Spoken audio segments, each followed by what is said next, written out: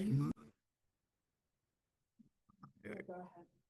Is it all right if I put out guests, members of the press joining us in person and via Zoom?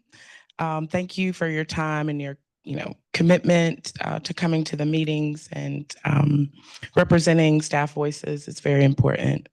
As a reminder, if you're presenting today, please make sure you email myself, Rebecca, and Matt a copy of the presentation so that we can share that with everyone. Thank you in advance for helping us keep staff informed. All right, so we're gonna go down to the first item on our agenda today, which is the Chancellor Roundtable with Interim Provost Jim Dean. And so at this time, please join me in welcoming Interim Provost Jim Dean.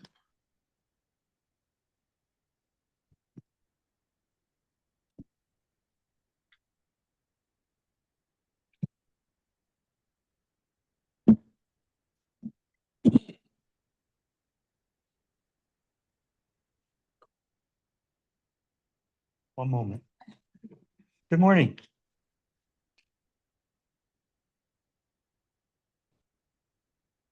All right, just wanted to get some of my notes up. Good morning, everyone. Thank you. Thanks for being here. I thought I was going to be presenting to an empty room for a minute and everybody was going to be online. So it's always good to have some people here in person. I am indeed Interim Provost Jim Dean. It's great to be here with you this morning. As you probably know, I was retired and came out of retirement to come back at the request of the Chancellor and serve the university and the faculty and the staff and the students. And I'm really honored to be here. Just to fill in some background, I was at UNC from 1997 to 2018. I was in the business school as a faculty member, associate dean, and eventually dean. Served as provost before for about 4.5 years, left to go to the University of New Hampshire as president, did 6 years there, the COVID years. So there was that. And then retired. And then I made the mistake of going to a social event that involved the Chancellor. And he said, can I call you tomorrow morning? And I said, yes. The rest is history. So here I am. But I was honored that he asked me. I'm honored to be back. It's a great institution, one that I'm very, very proud to serve. And so thank you for having me here this morning. My history with Carolina is long and deep and personally very meaningful to me. I'll mention just in passing that both of my daughters have degrees from Carolina, and I'm very proud of that. One is an undergraduate and one is an MBA. So today I'm going to do my best Chancellor impersonation and give some campus updates. And at the end, I'm happy to take any questions. So first, a bit of information about our incoming undergraduate class. So this involves a lot of numbers. So the first one is that we have 5,094 new first-year students and 1,097. Good morning. Nice to see you. 1,097 transfers. And we believe that's the largest incoming class in the university's history, which is really quite something. So I was actually both surprised and impressed by a couple of the numbers I'm going to tell you. So I've always known that we've had international students. And in this year's incoming class, we have students from 80 different countries. So that's a bigger number than I would have guessed. 80 different countries, 49 states.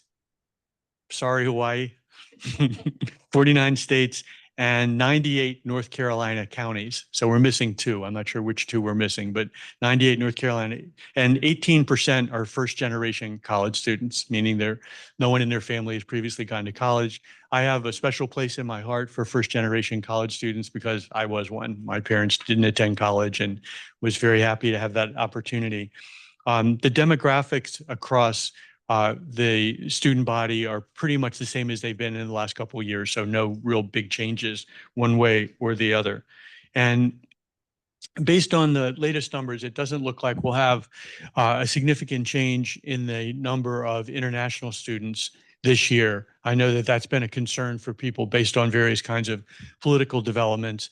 By the end of the month, we'll have firmer numbers, but the Office of Undergraduate Admissions and the Graduate School have been working closely with students who may have experienced any challenges in being able to come.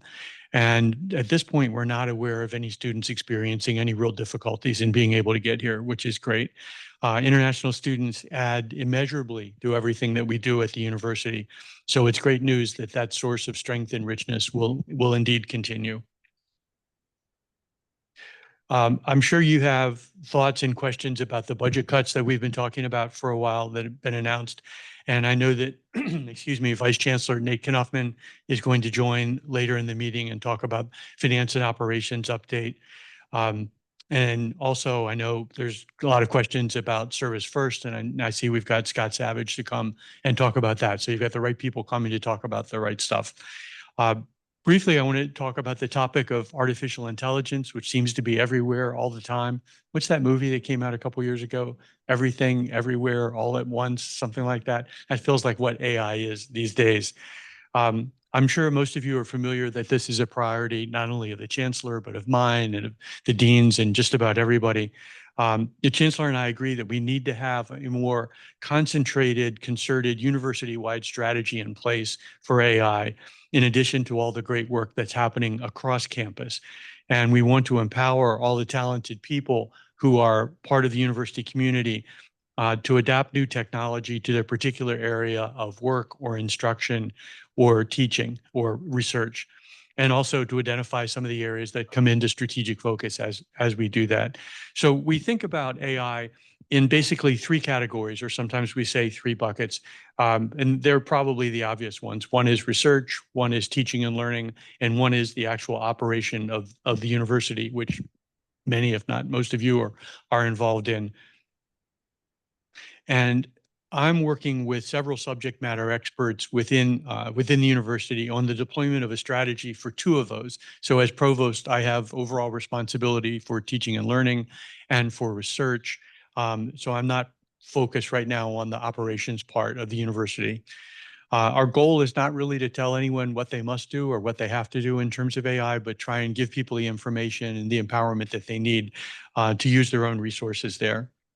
The Chancellor is now working to establish a university-wide position around artificial intelligence, trying to coordinate across all the various organizations on campus and to coordinate our strategy around AI. And just in just a second, I'll go to whatever questions you have, but I just want to make one last point.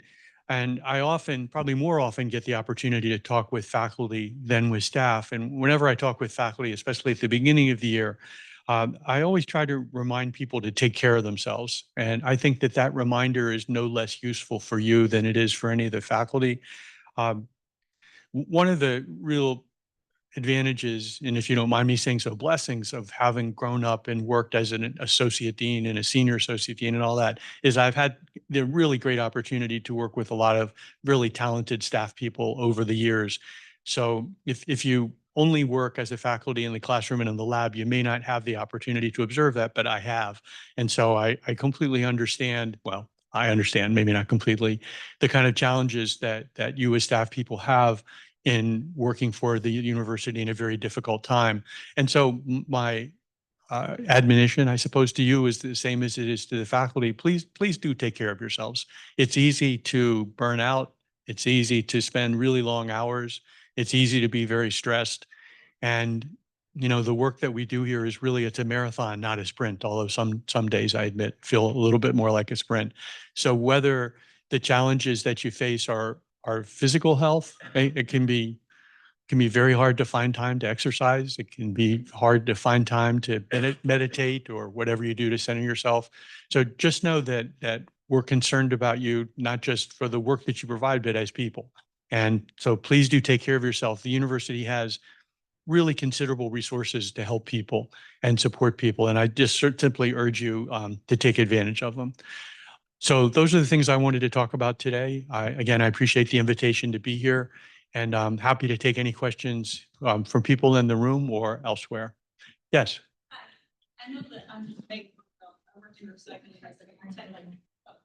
I work in recycling as a technician, Megan Harvell.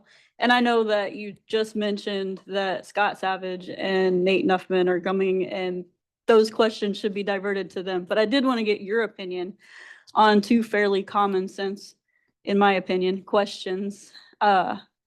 First, with the increase in students and the university wanting to continue to increase the amount of students while simultaneously seemingly decreasing the amount of staff, what's your opinion on that?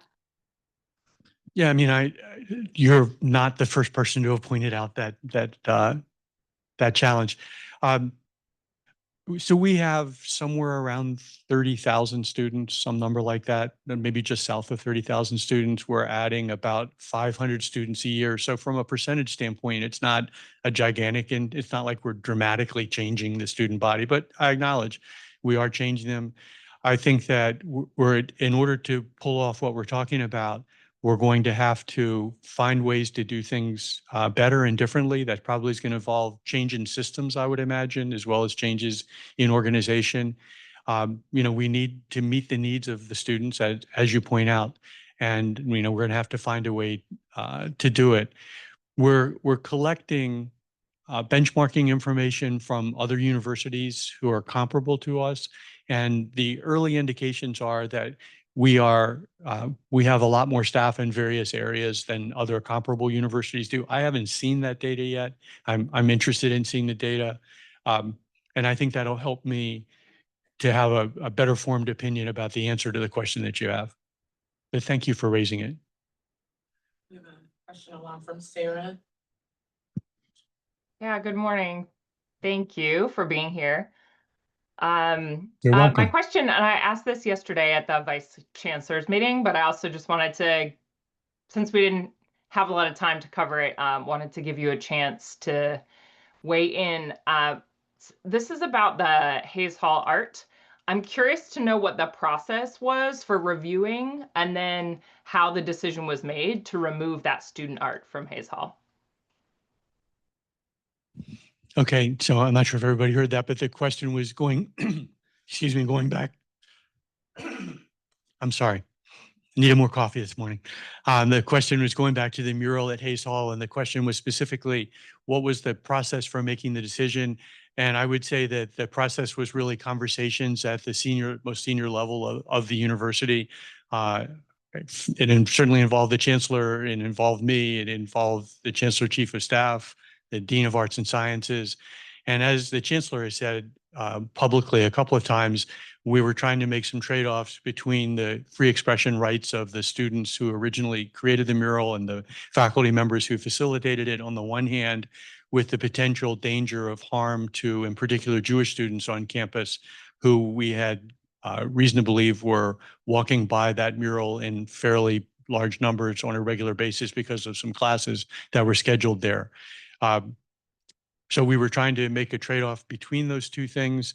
The fact that the mural had been up for a year or more made us feel that the free expression rights of the students had really been honored. As you know, if you're familiar with First Amendment law, the university has the right to regulate what's known as the time, place, and manner of various kinds of speech. So the decision, and this was long before I was back, but the decision was made that the mural was okay, despite a number of complaints that had been made about it over the last year. It was left up for a year. The decision was made to take it down as a way to sort of balance those two things. So I know any different set of people might have made a different decision about that. We've publicly said that we don't think we handled it particularly well.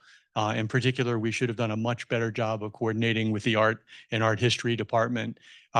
Wasn't a great moment for us. While we had the right, and I would even argue the responsibility to take down the mural at some point, we should have handled it much better. So I appreciate the question, Sarah. May I ask just one follow-up clarifying, make sure I heard you correctly? There were conversations, but I didn't hear you mention the threat assessment team or any of that, although I did hear you say that feelings of being threatened were one of the reasons that that specific team was not pulled into those conversations. Is that right?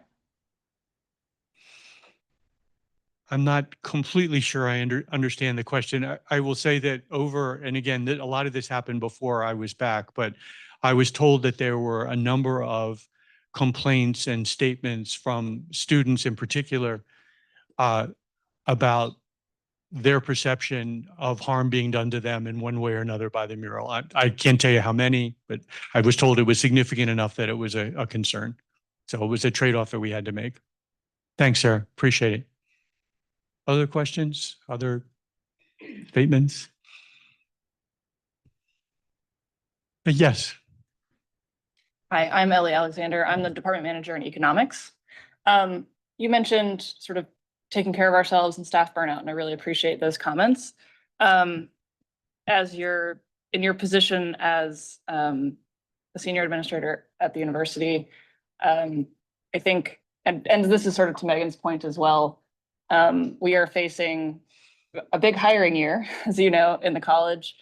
And all of those things sort of add up. They do lead to staff burnout. We continue to grow the faculty in the college, which is wonderful, but we don't grow the staff that need to support them. And that's a choice of the college, which is, of course, in these times that can help us remain at the length, that strength we are.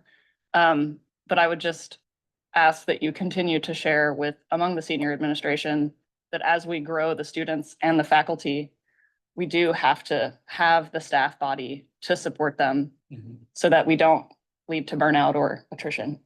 So Thanks for that. It's a very sound point, and I will do that. Thank you.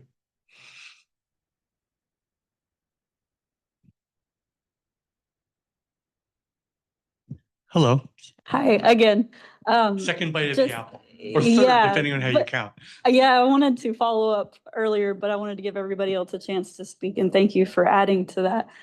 But also, I'm not sure where the information comes from, with the comparable information for other universities about how staff is functions at other universities. But here, I will tell you, give you several I could give you so many examples, but one personal example, I know that we have in facilities 3 painters to cover the entire campus. We have 5 masons to cover the entire campus. We have 4 recycling technicians to cover the entire campus. So I'm not sure where those numbers are not lining up. That's just in facilities. I have no idea about all the other departments, and I'm sure they're short-staffed as well. But yeah, your numbers are not lining up with the reality on the ground. So I would ask that you guys come do observations. Nate Nuffman came and looked around facilities and spoke to all the shops, and I think he got a clear picture of what exactly is going on. But I would ask that before you make any of these assessments based on data, that you come out and actually look and talk and take stock of what's going on.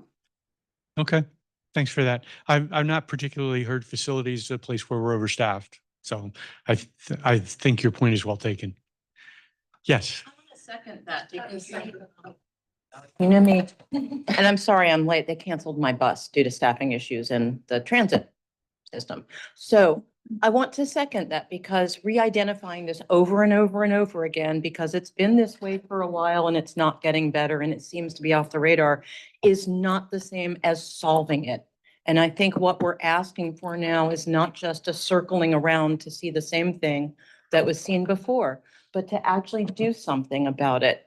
I don't work in facilities, I'm in research. A lot of our positions are going to start to be centralized, but we can't centralize and data center and ticket service facilities. And it will lead to unsafe conditions and failing buildings. Sorry, could you repeat the sentence that started out, we can't centralize? I didn't catch all the Oh, words. I'm not in the same line of work. I'm a Right. delegate for Division 7.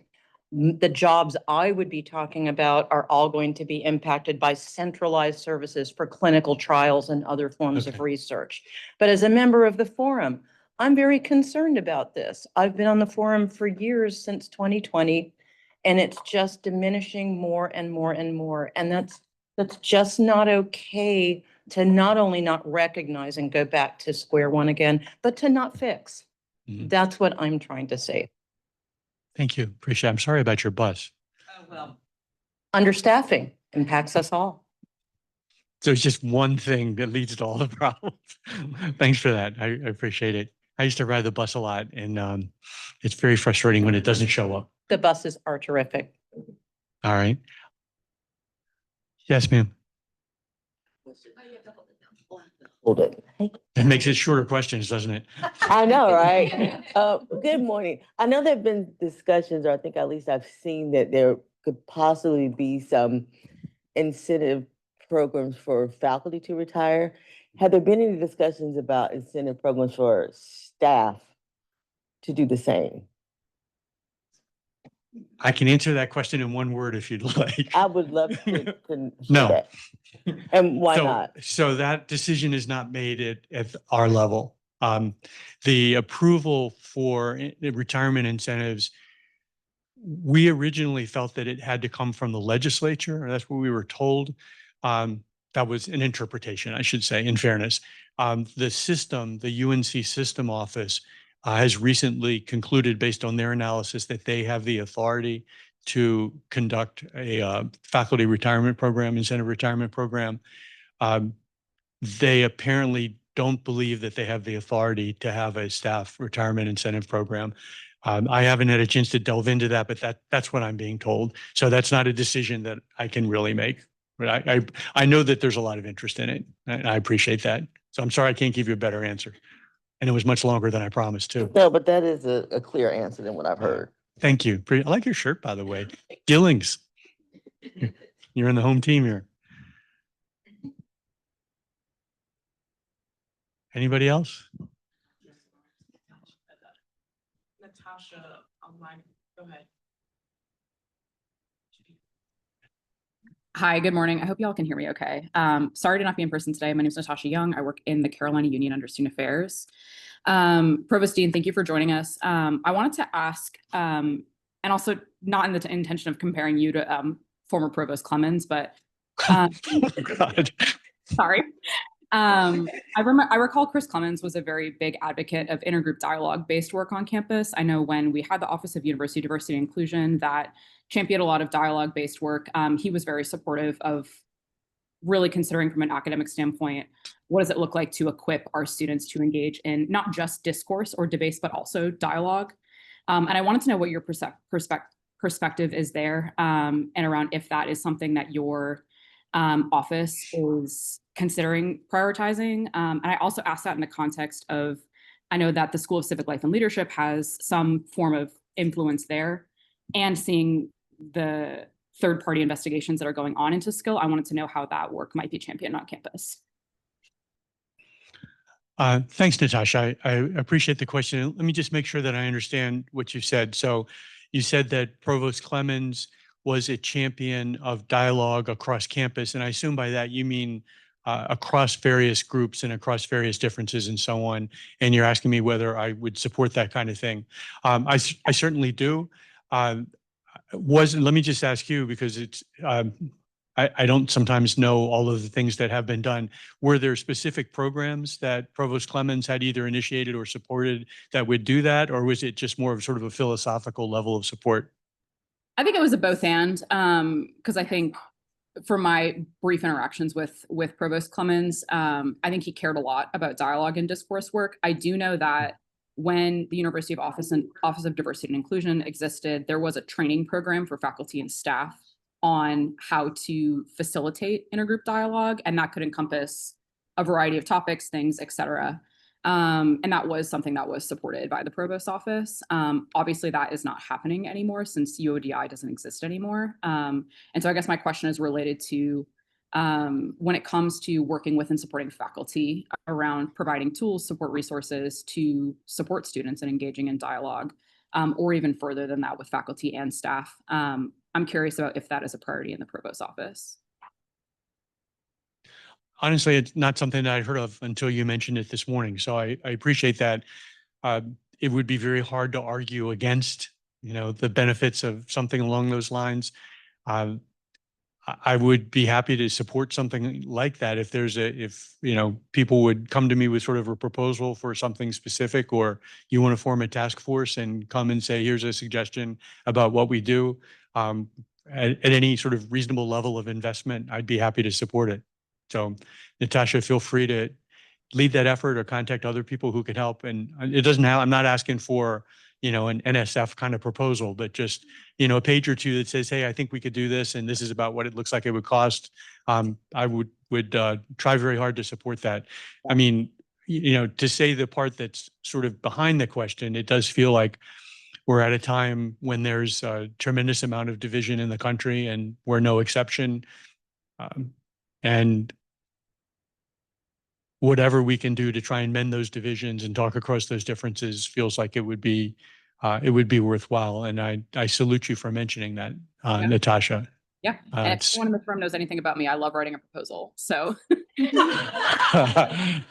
Okay, maybe somebody else better write the proposal. I'm a little afraid right now. No, seriously, that would be great. appreciate your time. And I appreciate you joining us from beautiful New Hampshire. My family has long ties to UNH. So Oh, wonderful. Welcome. Thank you so much. I appreciate that. As as we get closer to winter, the happier I am about being in North Carolina. If you've ever been to New England, you feel what I'm talking about. Other questions here or online?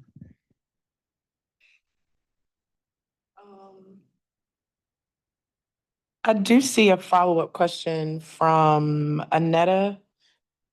Just to get if we could get a follow-up on the incentives program for staff, on who's actually responsible for making those decisions. I mean, is that something that we could ask? Sure. I mean, as I understand it, that responsibility rests with the leadership of the university system. So eventually the president of the university system, Peter Hans, is the person ultimately responsible for that. But I also believe that there's some interplay with the legislature there, and that's far enough up that it gets a little vague to me, but that's my understanding.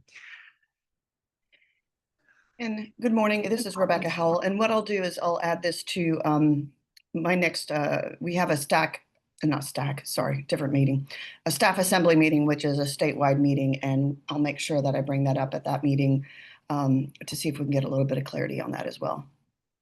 Oh, great. Thank you, Rebecca. Hi, my name is Shana Hill. I am the past chair of the Employee Forum, and I am currently the chair of the Staff Assembly representing all 17 institutions to the president of the system. And I don't have a question, but I have more of a comment. Okay. And I say this with an absolutely broken heart. Okay. All across the system, in almost every institution, the question they're asking is there an incentive to retire, to leave? And this is heartbreaking. People are not trying to say, how can we improve it anymore? Because we've asked that for so many years. Mhm. It's really telling that people are saying, how can I get out of here? And that breaks my heart. And I have deep roots here. I grew up in Chapel Hill. I watched my mother get a degree as a single mother going to night school, and she lifted us out of poverty doing that. And when I see people wanting to go instead of wanting to stay and fight, that breaks my heart.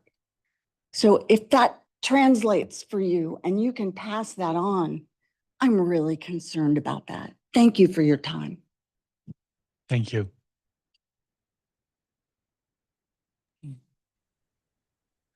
Shana, thank you.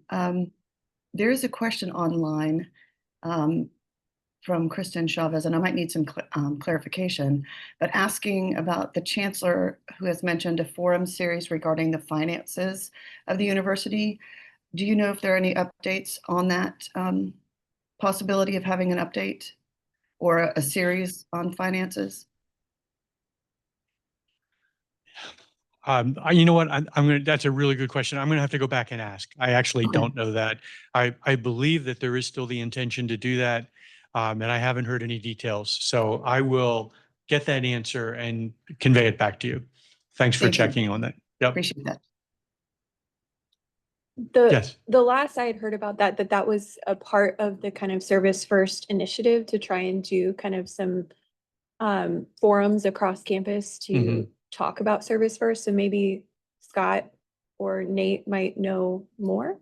Yeah, it could be. So obviously, feel free to ask them. I'm sorry, I don't know the answer to that question, but I'll make sure we find out for you. That's totally okay. Thank you.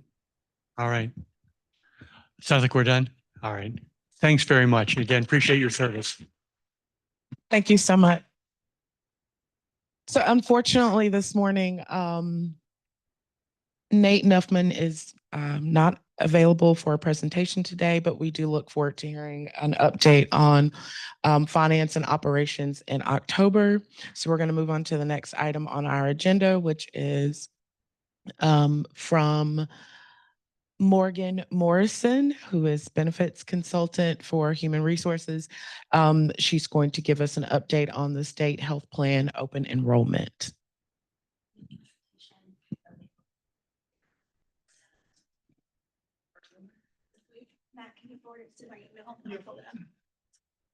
Thank you so much. Welcome. Okay, thank you. Oh, I'm not done a microphone. This is going to be fun. My Brittany moment. It picks up pretty great. You can. It can hold it down. Okay. 1 second. Okay. Thank you for doing that.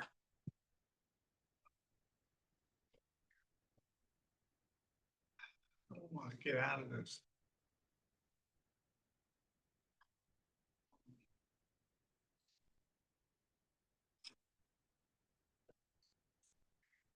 Worst case, if I need to, I can plug in. I brought my laptop if that's, I just don't know No. how to do it. Okay. Okay.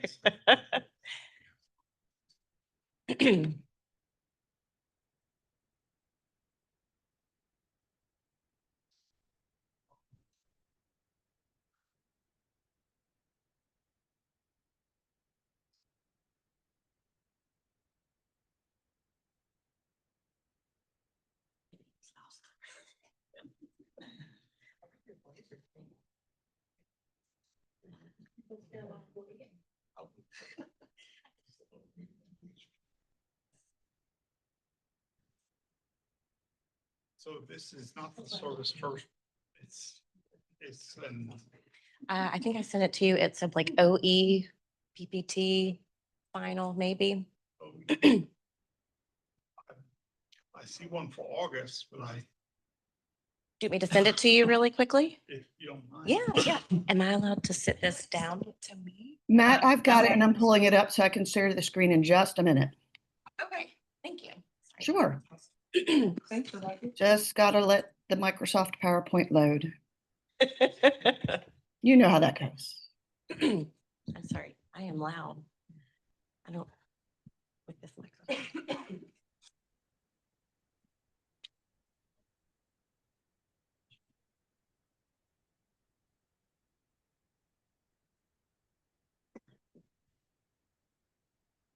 It's still thinking it doesn't want to discuss open enrollment. Well, it's coming, whether it loads or not. It's coming. So, open enrollment Fair enough, is although I think coming it's every year. Yeah. all right, here it comes. I'll get it showed in just a sec. Awesome. And Rebecca, while that's loading, are you able to move screens or am I able to move them? She'll be able to. She'll be able I'll to. be able to, yeah. Just making sure. Thank you. All right, here we go.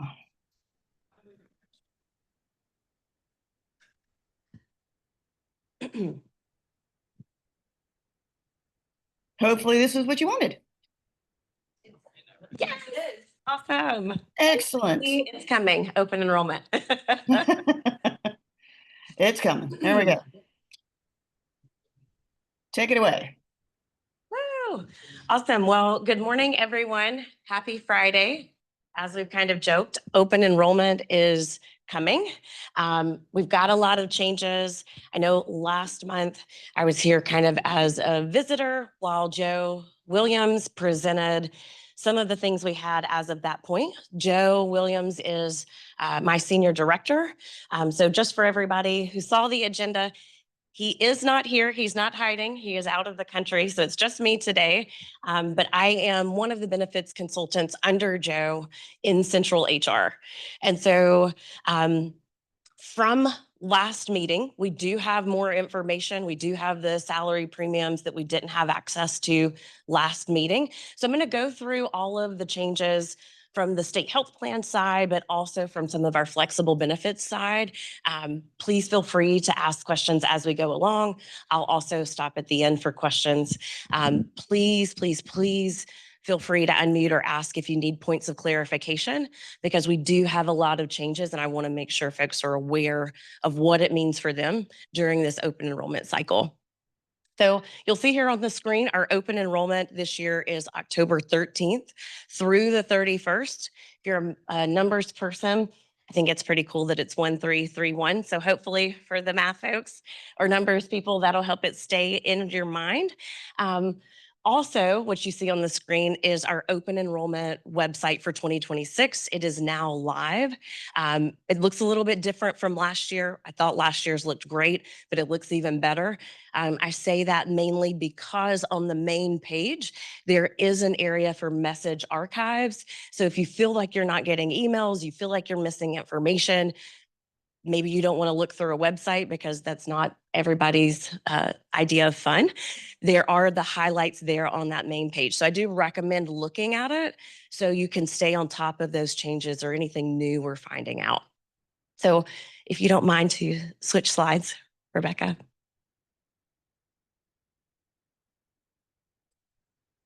Okay, so, and you can skip on through. Like I said, I'm going to kind of divide today's talk up between two things. Big section of state health plan changes, and then we'll talk about some of the new things or changing things for the flexible benefits. So let's start with the state health plan specifically. I know that you've heard a little bit last meeting, but I just want to make sure it's very clear. We have had the 70-30 plan and the 80-20 plan as of this year, and previously the state is moving to new names. So the 70-30 plan will be moving to being called the standard PPO plan, and the 80-20 plan will be called the plus PPO plan. I've got on here information about our Humana plans. That is really for our retirees, but we do want to make sure that it's at least out there for our retirees. They're not going to see a big change in the plans, but they are going to receive two cards. Usually it's just one card each year. They will receive two cards because they're trying to break up the two plans where you'll have your actual health plan and a pharmacy benefit plan. Again, not real changes to the plans themselves, just that you'll have two cards. Again, this part is for retirees only, but in case you're going to retire, that way you're aware as well. So we can go to the next slide. I can't remember if Joe had this slide last time, but I really like this slide and wanted to put it in here today so that you could get a visual representation. Now I know it's quite small, so I'm sorry, but of the changes between the plans from 2025 and previously to 2026. And so we've been under the idea usually that the 70-30 and the 80-20 plans are quite similar. What you will see for 2026 is there is a larger difference between the two plan options. And so for our folks who kind of teeter between the two based on their health needs, I do really put forward taking time to look at the plan comparison chart. The state health plan now has their 2026 plan chart online. And so it's a nice way to really look through what health needs you have and what that change in cost is going to be. And then also to determine, is the standard plan still the best option for you from a financial standpoint? And so that is my big plea to folks of, if you've got questions, if you're in the middle of the line, please take time, because I want to point out just a couple of things. One is the annual deductible, so that first row, and then the out-of-pocket max, which is that second row for you to see. This year and previously, there's a very small difference between the annual deductible, just $250. There's a small difference between the out-of-pocket maximum, around $1,000. For 2026, you can see there's a $1,500 difference for that annual deductible. Now, for the out-of-pocket maxes, they're not going up too significantly. Let's be clear, they are going up. But when I say that kind of middle of the road folks, so this is my folks who are not having surgeries each year or having extensive services that are meeting those out-of-pocket maxes, but it's for those folks that usually meet that annual deductible. And so that might be something where the annual deductible looks a little bit better for the plus plan, depending on your health needs. So that's kind of how I'm putting forth looking at the plan. You know your health needs. If you've got questions, I said this yesterday in the VP meeting. If you have any questions, please know that talking with our office about these things or any of your health related concerns. So maybe you take certain medications, maybe you have certain things planned. If you want to break those down, those conversations are completely confidential. We want to make sure you're prepared based on what you know is coming for 2026. Now, what you'll see here also is that primary care and specialist visits didn't go up significantly. They did go up a little bit. Where you'll see the difference, though, is that lower copay with CPP providers. And we're going to talk about that here in just a second a little bit more. But you're not going to see as steep of a discount in copay with our preferred provider plan. So that's another piece. I know a lot of our folks utilize the CPP network. So just know it'll still be discounted, but just not as significantly. The other piece to note is the change in pharmacy benefits.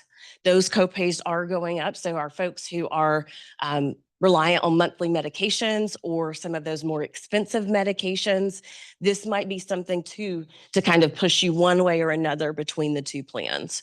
Again, that is on the plan comparison website or page on the state health plan's website as well. One thing that you will see that they have prioritized is the behavioral health and the speech, occupational, chiropractic, and physical therapy benefits. If you saw a CPP provider, you would get a discount. Then they are not offering that, but they are trying to keep those a little bit lower from that higher tier, just so we can continue to focus on well-being and mental health services, along with taking care of our bodies with these therapy services, so speech, occupational, things like that. So again, that's kind of that plan comparison chart. I will say on the state health plan's website, it breaks it down with all the categories for 2026. So it is much more in depth in case you don't see a service on there for you. Yeah. Somebody asked online that they didn't see urgent care on here. Is that rolled into ER? They wanted to know. So that's actually a great question. From what I just said about the more detailed plan, that is located on that plan comparison chart that is on the state health plan's website. For anybody either here or in beautiful Zoom world, the state health plan did change their website from a .org to .gov. So it's shpnc.gov. It should still triage you to the same place, but just in case you're Googling it, just know it's .gov now. Okay, so if we could go to the next page, and then once I'm finished, for whoever asked that question, I will also link that more detailed plan comparison in the chat after I finish. Okay, so the next big topic is the salary-based premiums. This is what I was referring to that Joe didn't have access to as of last meeting. We were here, I think I looked back, it was August 8th. These numbers were voted on August 15th, the Friday after. But what you'll see here is very similar concept to the way the rate sheet works in years past. What the difference you will see is that there are 4 categories or salary bands that you will look at to find 1 year salary and then what that premium would be. And so, for example, if you make $45,000 per year, you are wanting to choose the standard PPO plan and it's just coverage for you, you would look at that $35 mark.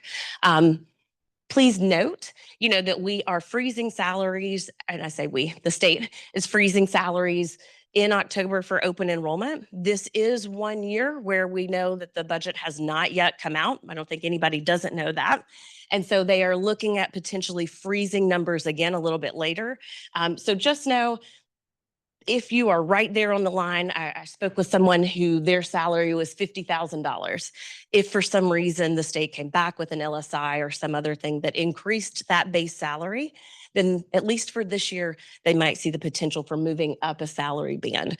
So of course, everybody's aware of what you make or your base salary is. If you've got questions, please reach out to us. But just know if you're right there on the line, depending on what the state does with that bill, it could move you into the next salary range. What were these bands? Like yeah, like the width of these bands, especially from 65 to 90 plus, Sorry, I'm a loud talker. Y'all can hear me. These bans just seem inequitable, to say the very least. But just the even between like 50 to 65, okay, that's 15. But the difference between 65 and 90, like I just want to understand where this came from and what the justification is for that. And clearly equity was not necessarily the most thing considered whenever considering these bans. So Yeah, so you are not alone in that question. We actually talked about it quite extensively yesterday in the VP meeting. So it is a great question to look at, where in the world did they come from? And so what was posed earlier in the year was that it was going to be 4 bans. We had no idea what those bans were going to look like. That is the state health plan and their board who decided these things.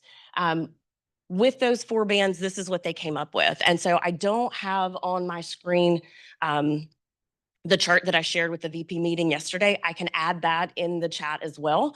But although we don't know the why, and I think that is something that, to kind of quote one of the folks from yesterday, it's kind of being close to the vest for the folks who did make that decision. What we see is percentage-wise between these 4 salary bands, that they are kind of tied to the percentage of employees that are in these pieces. So like, for example, I know the 90,000 over was a hot topic in yesterday's meeting of, we've got folks making 200,000, 400,000, 600,000. How is that equitable? And so for this category specifically, just from memory of that chart, it's only about 16% of the state that falls into that category. So I think from those numbers, we can glean that that's kind of what their thought process was percentage-wise. And again, I'll show it. I'm a visual person. I think a visual is much better than me trying to explain the numbers. But I think, you know, a theme from yesterday's meeting as well was also of, this is what's for 2026. And so, you know, the hope is that from continued communications, that it is subject to change. And so it might be that this year, this looks great, might be that it looks terrible, but how can we adapt? So yes, that is the state health plan, and their treasurer or their board of trustees is who decided those 4 bans. I think the chart will help you a little bit to kind of see maybe where the logic was with those decisions. But hopefully, you know, as we go through it, that if folks do still have those concerns, that they'll share them as well. Yes.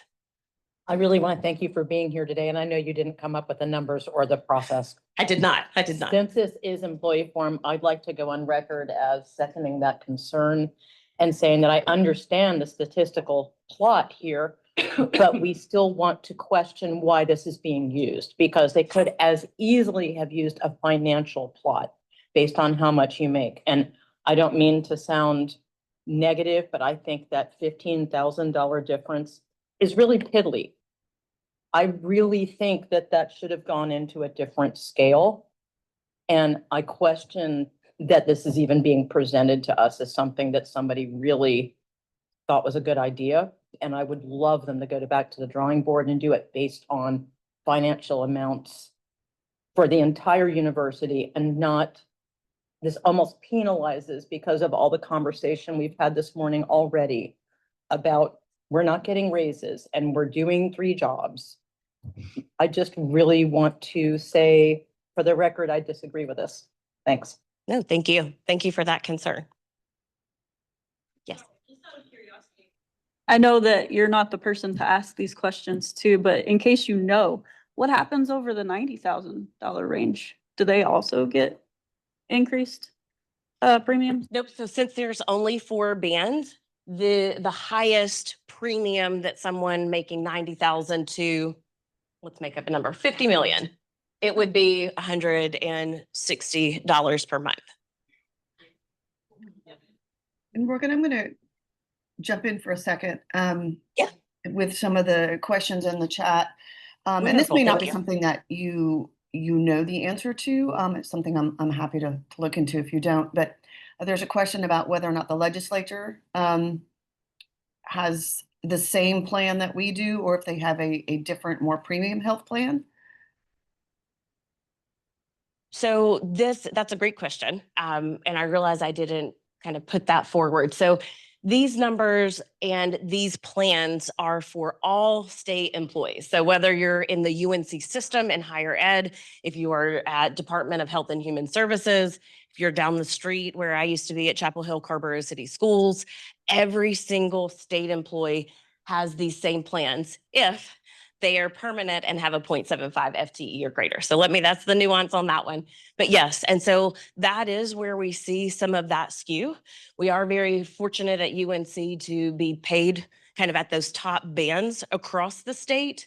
And so they are looking at numbers and salaries across state employees from the West Coast to the East Coast and across all levels of state employment. So that is probably where, too, this number, at least for us at the university, feels icky, for lack of a better word. I think that's what folks are really putting forward. But that's also why it's at 16%, because, of course, what we're seeing, those numbers are more so in our higher education institutions. And it's across the entire state. So to very clearly answer that question, no, they do not get a premium plan. Everybody is subject to the same plan and these same salary bands. Including the members of the General Assembly. Yeah, if they are technically paid by the state and state employees, then yes, they get the state health plan. Gotcha. Another question that is there is, will OHR benefits be holding office hours for employees in advance of open enrollment? Yes, we are working to get that on our website right now. We were actually given some great feedback on Monday at HR Council that folks did enjoy those webinars last year that Joe held, just as, extra drop-in hours to ask questions, to get more information.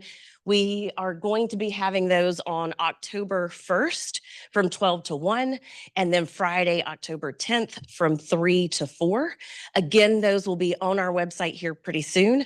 Working with the comms team now to get that on there. That way you can have that Zoom link in preparation for whichever one works best for your schedule.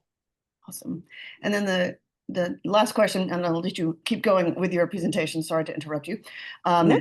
And I know this came up at our unit's staff meeting this morning, but do we know, and so I think it's on the minds of many because this is from somebody else on campus.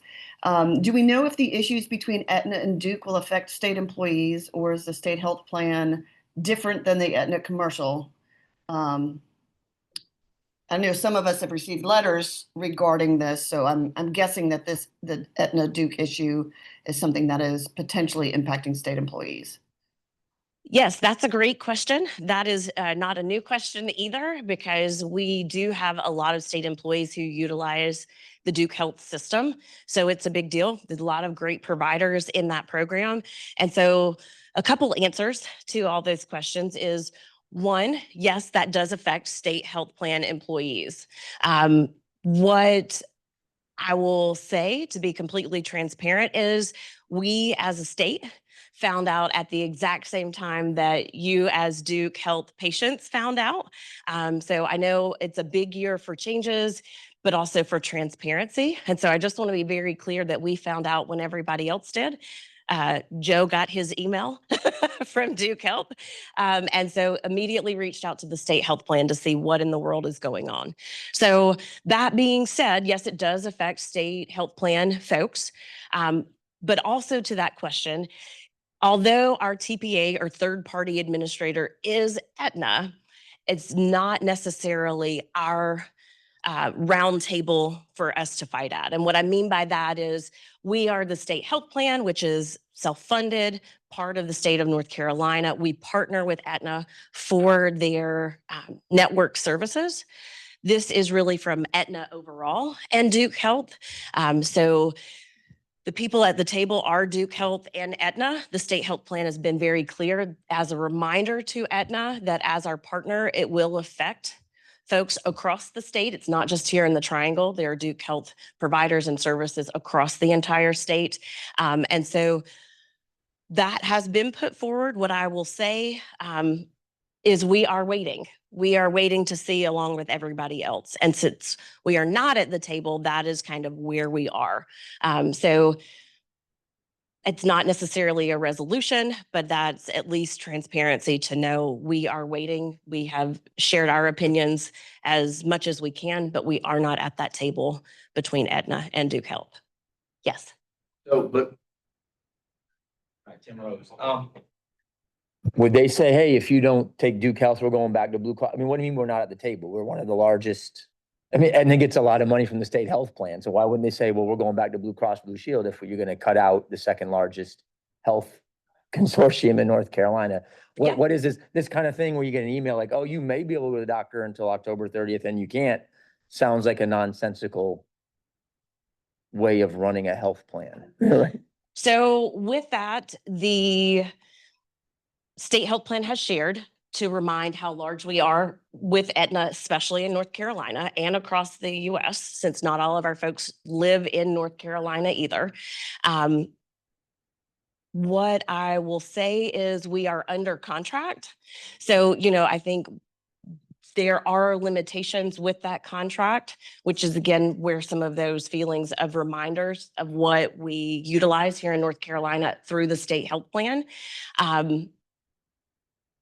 What I will say is it's not the first time a health insurance company and a hospital system have been at odds. It's a way to negotiate for pricing on both sides. This time it just became public through an email from Duke Health. And so it has allowed for Duke Health participants to also raise their voices, whereas usually those things are kind of decided behind the scenes. And so, yes, it felt very out of place. I'm not going to pretend like it wasn't a curveball that came in.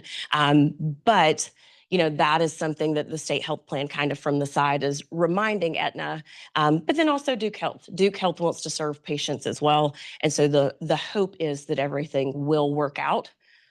And then we will find out that it's not going to be an issue for state health plan employees. Yes.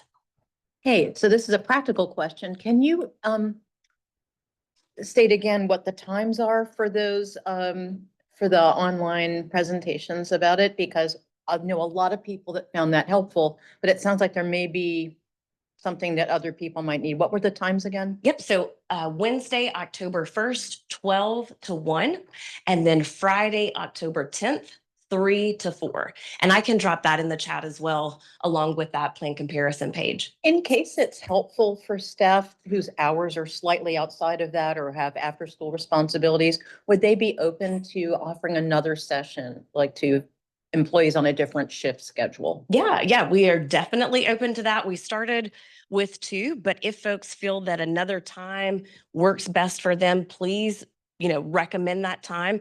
The other thing that we are trying to do more is meet with departments or schools. So if you feel that that is something that would benefit your school or department, or a monthly meeting or something you want to start, please feel free to reach out to me, and I can connect you with your benefits consultant. I could come out, Joe could come out, but we really want to make sure employees understand the changes. So however that works best for folks, we are open to hearing that.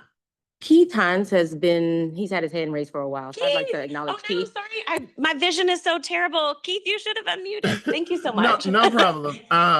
Tiffany is my bestie, so she looks out for me. Hello, Morgan. Thank you again, 2 days in a row.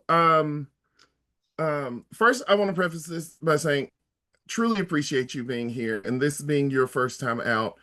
We fully and truly know and acknowledge that you are simply the messenger in this and not the policymaker. So I hope nothing that we say or do comes in as feels like an attack on you. We know completely you are not the policymaker in this. So this is touching on something I talked about yesterday, and there's a question in the chat from Kristen Chavez asking, is there any hope at this point to expect any changes for next year or future years? To touch on some of the things I said, and I think it will have to come from a part of the advocacy of this body, because there's been no talk of a cadence of review times. I think that's something that we may need to push for. Say, hey, we need this to be just like you do a biannum budget. This needs to be reviewed along with the biannum budget every year. So that we know, hey, an increase is going to come, or maybe we're staying the way we are. Plus, the state has surpluses, but that's neither here nor there. I mean, well, it is really here and present, but there. I mean, I think for the year that we're going into, this is what we have, and this is where we are, and this is what we're going to have to pay. But I think this could be a personnel committee advocacy point for, at the very least, some schedule of review cadence on this. Like this can't be looked at every 7 years and then people's premiums increase 200%. Just wanted to throw that out there. And thank you for being here, Morgan. No, thank you, Keith. I was hoping that maybe you would pop in and say that because I really appreciated you saying that yesterday. That is not a piece we're really hearing about. How often is this reviewed? And I think, I'm kind of stealing from you yesterday, Keith, just because I loved it so much. But it is something where we keep in conversation to get more answers around that. We don't have them right now, but it is a great question because a 7-year period doesn't feel like a Band-Aid ripping off. It feels a little bit larger than that. And so, yeah, thank you for putting that forward. And I don't take anything personally. I don't. This is important stuff. I could talk to you for about 3 more months of the same thing. So I love it. Okay, well, so let's switch slides. Again, feel free to unmute or to raise your hand. This one, I want to spend a little extra time. I know we've spent a little extra time on some of the others, but this is one that I know folks had questions about, and I find that it's really important so that folks understand for the potential of lower copay premiums. So one of the big changes for 2026 is that the Clear Pricing Project will be going away as of December 31st.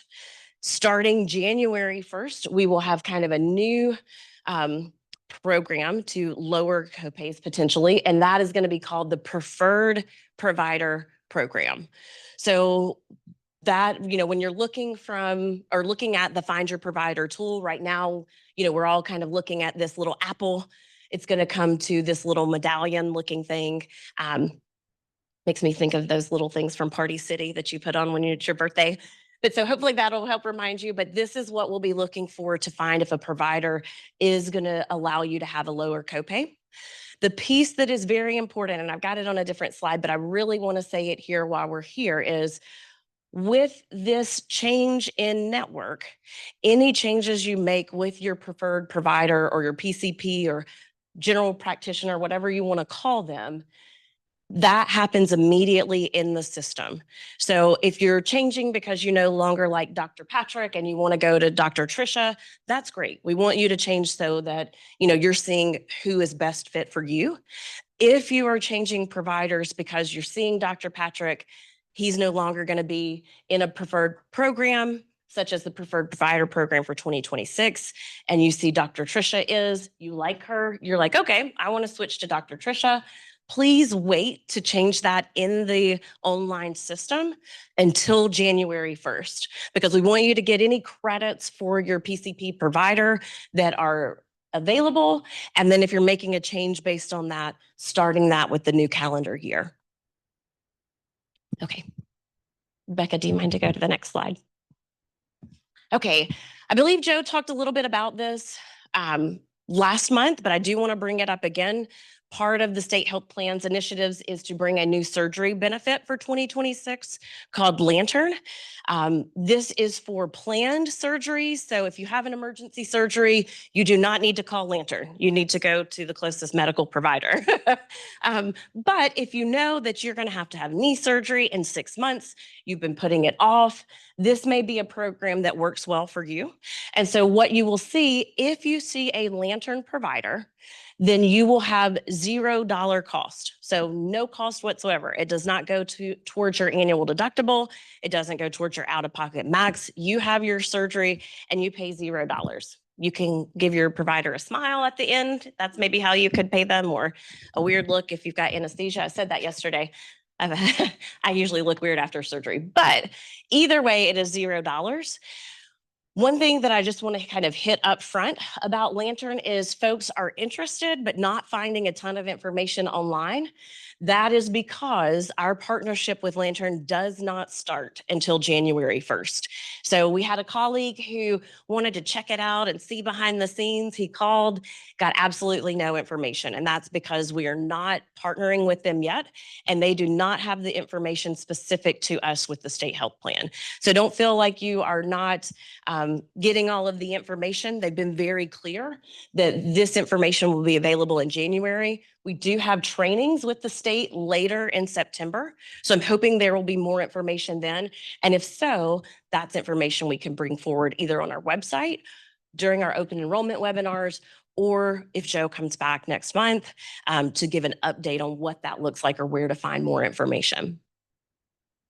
Oh, last piece that's very important. We talked about the Humana retiree folks getting 2 cards. With this benefit, all state health plan members will receive 2 cards. So in December, you'll get your new 2026 state health plan card. You'll also get a Lantern ID card. And that's just to kind of keep in your back pocket in case you find that these services are right for you. That's the card you would use to ensure that $0 fee. Okay, I'm sorry. Thank you, Rebecca. If you don't mind to change the slide. Yeah. So oftentimes if your doctor says you need to have a surgery, they're going to refer you to someone. Do we say, we have Lantern, can you refer me to a Lantern person, or do we have to call Lantern and then find it? Like, what's the process on that? Yep, great question. So in that scenario, let's say Dr. Patrick refers you to Duke Health and you say, okay, great. What you would then do is say, I have a free service through Lantern. Let me call them before you schedule that to see if there are any providers in our network. And so, yes, it will be the patient's responsibility to call Lantern and see who is available. We're not aware of what the network looks like yet. I know that's a big question and concern for folks. We don't have that information yet. But what we have been told and what's part of the service is if you don't have a provider very close by, there are travel incentives that they will help cover the cost of travel if you need to go a certain distance outside of where you would normally go. So they are aware that as they build that network, that there is a travel cost associated in some areas.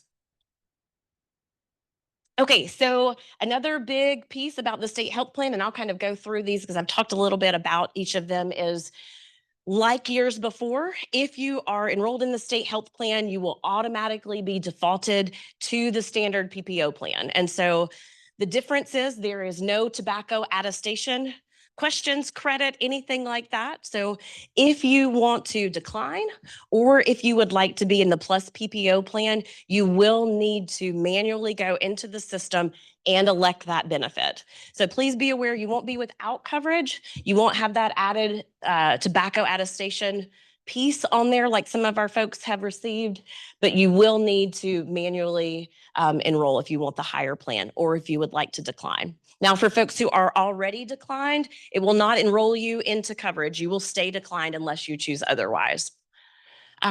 The last piece is kind of what I talked about before of just know when you change a primary care provider in the system, it takes effect immediately. So again, if you're wanting to change it for 2026, wait until 2026 to make that change. Morgan, with, Okay. with that PCP piece, is there going to be a reminder, a notification in the enrollment portal so that folks that haven't attended a meeting, haven't been, looked very closely at that, or have language barriers or any such reason, woke up and just the brain is not functioning? That might be my problem. It happens. Is there going to be a reminder in that portal that says, don't change this until January 1 if? Yes, great question. So I believe that when you go through when you go through the enrollment process, you do get pop-ups that say you can save money by adding a PCP to the system. It will show you who you've elected, all of those things. And I do think that they are planning to make that pop-up more clear to say, please add a PCP if you want it for a preferred provider to have that difference. So it should be in the pop-up as you go through the enrollment piece. But it will also remind you, don't do it if you already have a clear pricing project.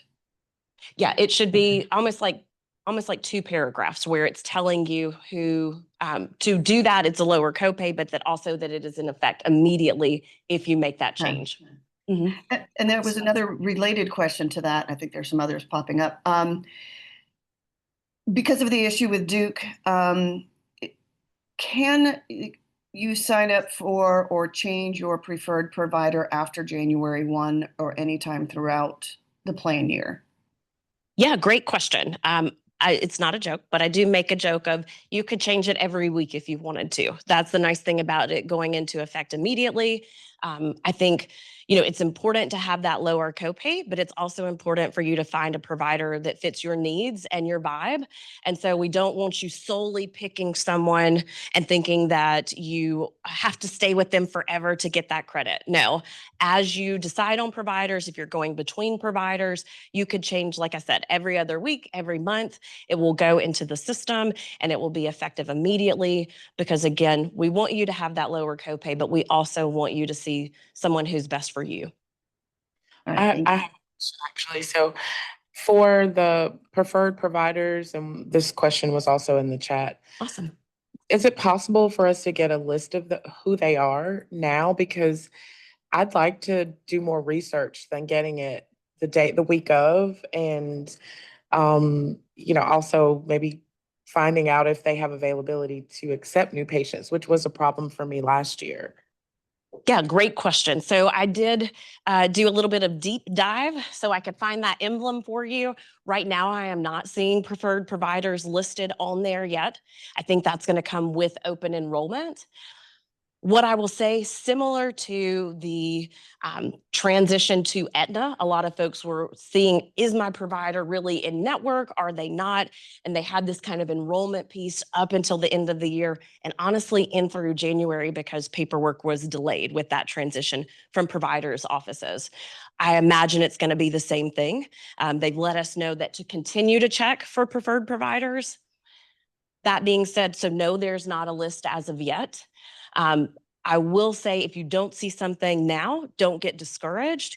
But no, there is not a good way with this transition year to kind of get a list for you to prepare, as we move forward.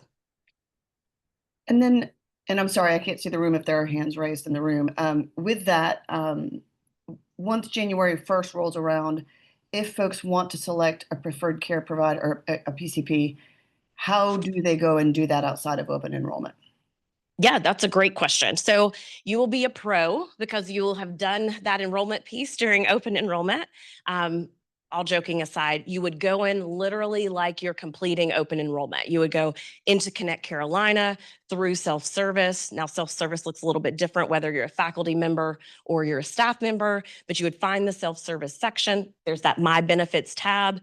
You would go to the state enrollment portal since that houses all things health insurance.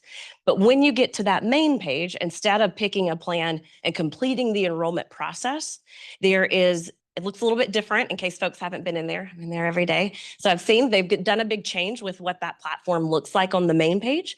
But at the very top, there is a piece where it will kind of populate a box if you hover over it. And on there, it will say where you can change your primary care provider. And so you would just click on that and you would do that specific piece, save it, and then you would be good to go. We also have that information on our website. We've got it on the open enrollment website, but if for some reason, kind of like what you said, Rebecca, today is not your day and you can't remember the website or the process, just email us. We want to make sure that you've got that credit and that person is in there. So you can email us at benefits@unc.edu and they'll get you those directions. We're more than happy to review it to make sure you've done it right. If you're worried about that process, the goal again is for it to be done and you to receive that credit. Thank you. Yeah. Okay. Feel free to unmute too. I'm going to say, if you don't mind, to switch to the next slide. I appreciate y'all's patience with open enrollment. We've got a lot of changes and it's taking more time. This is kind of that second section that I mentioned earlier about our flexible benefits and where we see some of those changes. It's a lot shorter, thank goodness. So you can switch to the next slide, Rebecca, please. Two big changes that I think are important. One, dental rates are increasing again this year. You will see that for all plan coverage levels and all levels of dependent care as well. So please note if you are falling between a plan, this may be the year to really look again, similar to the state health plan, to see which plan makes the most sense for your family for 2026. Because again, you can choose a new plan each year, add or remove folks, but definitely look at those plans. If you've got a treatment plan, or maybe you finished it up this year and you don't, you might want to move to a higher or lower category since premiums are going up. Great news is that our FSA contribution limits are going up. That's a good thing, even though it sounds like going up is a bad thing. You'll see that our healthcare FSA limit is going up to $3,300. It's a small increase, but every dollar counts, at least in my opinion. The dependent daycare FSA, we're seeing a huge increase. So it is actually $7,500 a year. Please note that the dependent daycare is a family household benefit. So if you and your spouse are both eligible, it can only be $7,500 per household. Whereas with the healthcare FSA, you can each individually do the healthcare benefit. So just want to put that out there. Maybe this will become somewhat comparable to the actual cost of childcare nowadays, but it is going up to $7,500. Okay, and we can go to the next slide. I'm sorry. Yeah. I have a rollover question. Definitely. I don't know why I've never asked this before. Is the rollover automatic, or does somebody have to take a step to move the existing money into the new money? And what are the rules and restrictions that we don't know about until it's too late for using that? Yeah, Is that easily accessible information? Because sometimes when I go to look for it, it's not all that clear. Yep. So they do have in our NC Flex University guide. I say university just because some of our benefits are a little bit different, at least for flexible benefits like life insurance and disability for university employees. But what you'll see is there's a little bullet about it. And so with the healthcare FSA, it does automatically roll over as of December 31st. The way that that works is it kind of stays in a special fund to the side through March 31st in case you need to make claims for the year before. Once March 31st is passed and that claim period is over, it will all merge together for that 2026 plan year. So don't think if you didn't get it in by December 31st, you still have time. Now, what's very different and can be confusing is that the dependent daycare does not, and I just want to be very clear because we see people forfeit money and it makes us very sad in the benefits office. It does not have a rollover. So please elect the amount that you plan to use because anything over that does not roll over and it is forfeited. So with that increase, just another layer to think about when picking what number makes sense for you. Okay, so we've got a special enrollment opportunity for this fall. To me, I'm really excited about this. This is kind of my soapbox of stuff.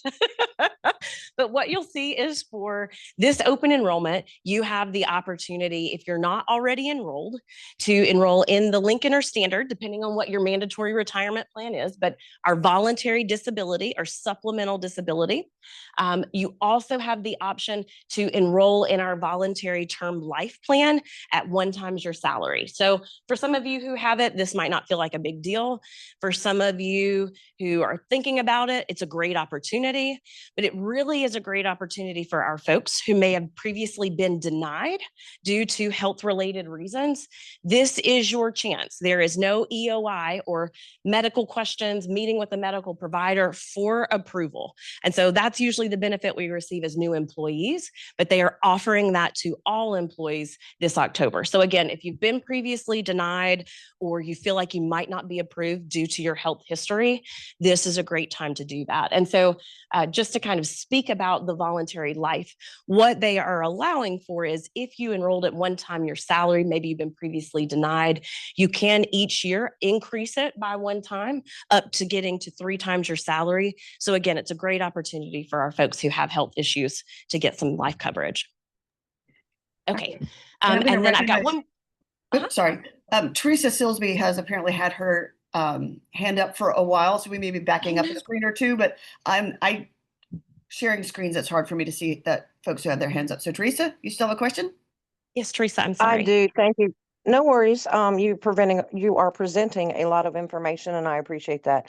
I'm Teresa Silsby. I am actually over the Business System Help Desk that supports the folks that use Connect Carolina.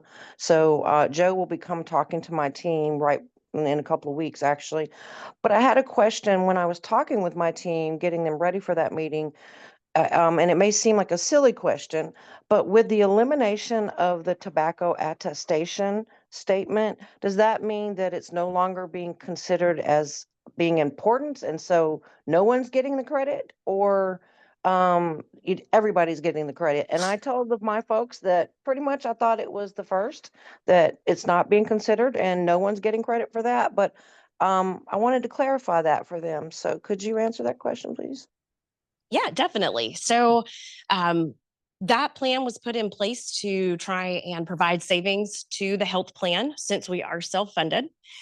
Through research and data, they found that that was not doing what they intended for it to do when they created it. So they are removing that. To answer your question about the credit, everyone gets the credit. Now, I know that this is a weird year because it doesn't feel like a credit when we look at the salary-based premiums. But what they did is take everybody back to that credited amount. And that's where they started with the increase in premium. And so if we went back to the salary premium page, you would see that for some of our plans for both the standard and plus plans, that those premiums, although increased, are still lower than for our folks who are tobacco users and did not receive the credit.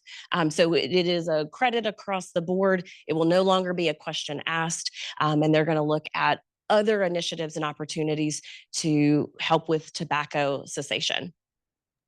Thank you. I appreciate that information and clarification. I think that's going to be a question that people ask quite a lot because it's been a point of contention of people missing that question in past, registrations and enrollment. So thank you very much. And thanks for all the information.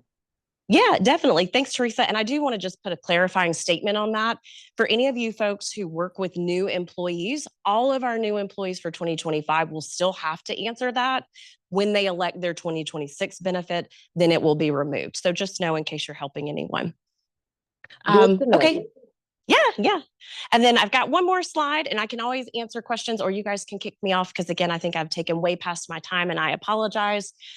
One exciting thing that is coming for 2026 with our flexible benefits is the UNC legal plan through MetLife or MetLife Legal. This is going to be a benefit starting January 1st that you can choose to enroll in the UNC system enrollment portal. So kind of that second portal where you elect everything else.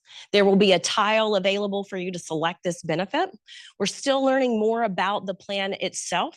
But I did want to say that they have at least decided the premium for it. So it is $13.66 per month. If you are biweekly paid, of course, it would be half of that per biweekly check. It is a great opportunity for folks who maybe utilize legal services in their private lives to get a much discounted rate on legal services. It does offer things like a free will, free estate planning, things like that, but it does also offer a certain number of hours per month where you can meet with a licensed law provider to get law services. So somebody had asked me previously, is this not similar to our EAP benefit? It is much more robust and it is for everyone in the household. So just know that it is coming in case you want to save on legal fees. Maybe you utilize it a lot. I heard somebody say that their spouse gets lots of speeding tickets. This might be a great service for you and your household if that follows suit. Hi, you might not know the answer to this, but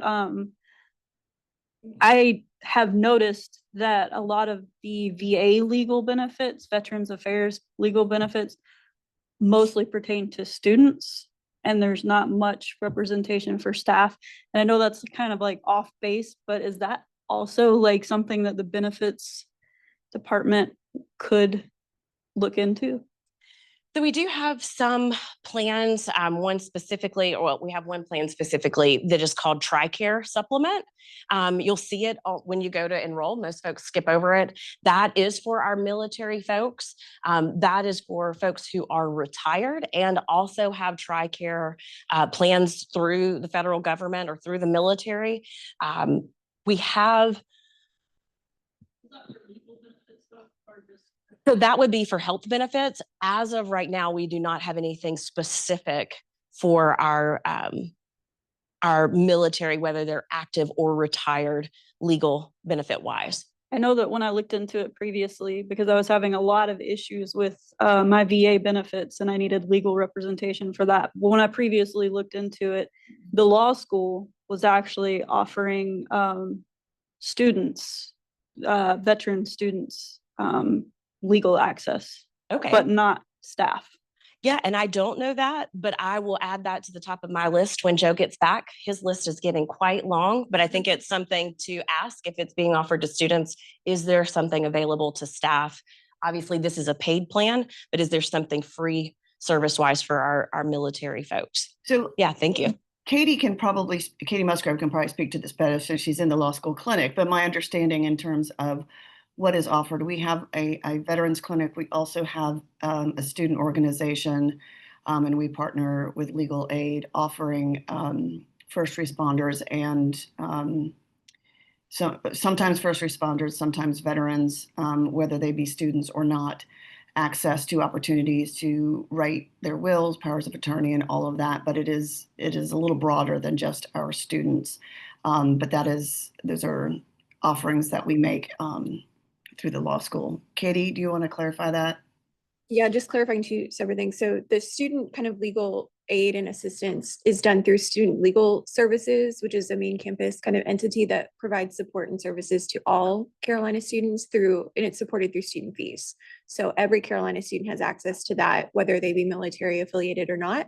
And then the law clinic that Rebecca is talking about that I help manage, yes, we do have a military and veterans law clinic. We typically deal with discharge upgrade issues. So folks that are looking to upgrade their discharge status. So I don't know that staff military affiliated folks would be like in the group that we primarily assist. But we have different referrals and agencies that folks could reach out to if they're looking for help. But thank you. Thank you very much. And I think we are definitely running out of time or have run out of time. Natiaya, I'll let you jump in on that. But we may need to just have folks send us any additional questions or send them to Morgan and she can follow up with that and we'll send that information out to the forum. Awesome. Thank you so much. Thank you, Morgan. This was extremely helpful. Yes. Thank you. Like a baton, you know, like it should be. Thank you so much, Morgan. And thanks everyone for your questions. Don't forget to email those in and we will move on to the next portion of our agenda, which is Jessica, I believe. Is that? Yeah. Yes, Jessica, with our total well-being updates.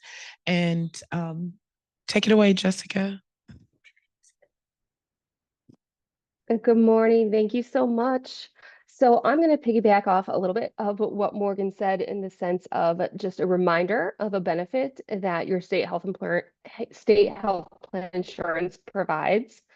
So September is Prostate Cancer Awareness Month. So if you did not know, that screening is covered 100% by your state health plan insurance.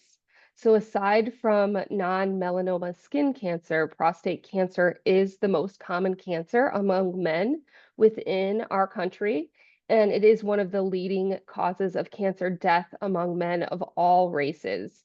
So in North Carolina, this screening is considered a preventative care service and is covered 100%. And then in addition, if you do have the NC Flex cancer or specific disease plan or the critical illness plan, you will get a cash payout for completing this screening or any other preventative care service screening. So do make sure to file those, and all that information can be found on the NC Flex page. I will share some risk factor information and some health tips in my notes that I send back after this meeting today. In addition, September is also National Suicide Prevention Awareness Month. So 1 in 20 US adults will have a serious thought of suicide each year. And suicide is currently the 11th leading cause of death among all ages. So we did have a webinar earlier this week on Wednesday. I'm going to share that link to that recording in my notes as well, so you may listen to it. It was about 40 minutes, so not the full hour, but we didn't get a lot of participation in that. And maybe it's because we do offer that webinar every September, but it remains a very important topic.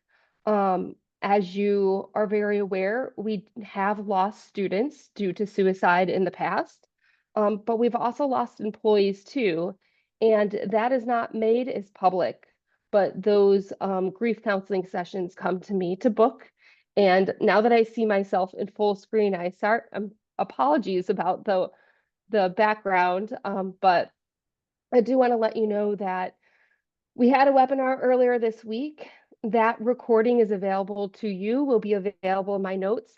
When you participate in a playback, we don't get any information about that. So know that that's completely anonymous. If you do participate in a wellness webinar, we do get your information, but that isn't shared. It goes on your transcript, but it can be removed or not put on your transcript if you email us at totalwellbeing.edu. There is a website that was also in the newsletter earlier this month on suicide prevention resources. So if you've not checked that out, I encourage you to do that. But that 988 number is available for immediate help. It's nationwide. Of course, that's not specific to our employee population, but it's 24/7, and you can text it, you can call it. If you're having any suicidal thoughts, or if you're concerned with anyone that you know who might be considering suicide. So please know those resources are available. With that, we do have a well-being/no meeting day coming up on Monday. So I hope that you find that day is a little bit more relaxing for you to move at your own pace and not have any scheduled meetings for that day. Our well-being days this semester are Monday, the 15th, as well as Tuesday, October 7th. So they're pretty close together. And we have a series of trainings and webinars and meditation sessions scheduled for you. So with the first being on Monday, there is a mental health first aid training. Those are still being offered at no cost to you.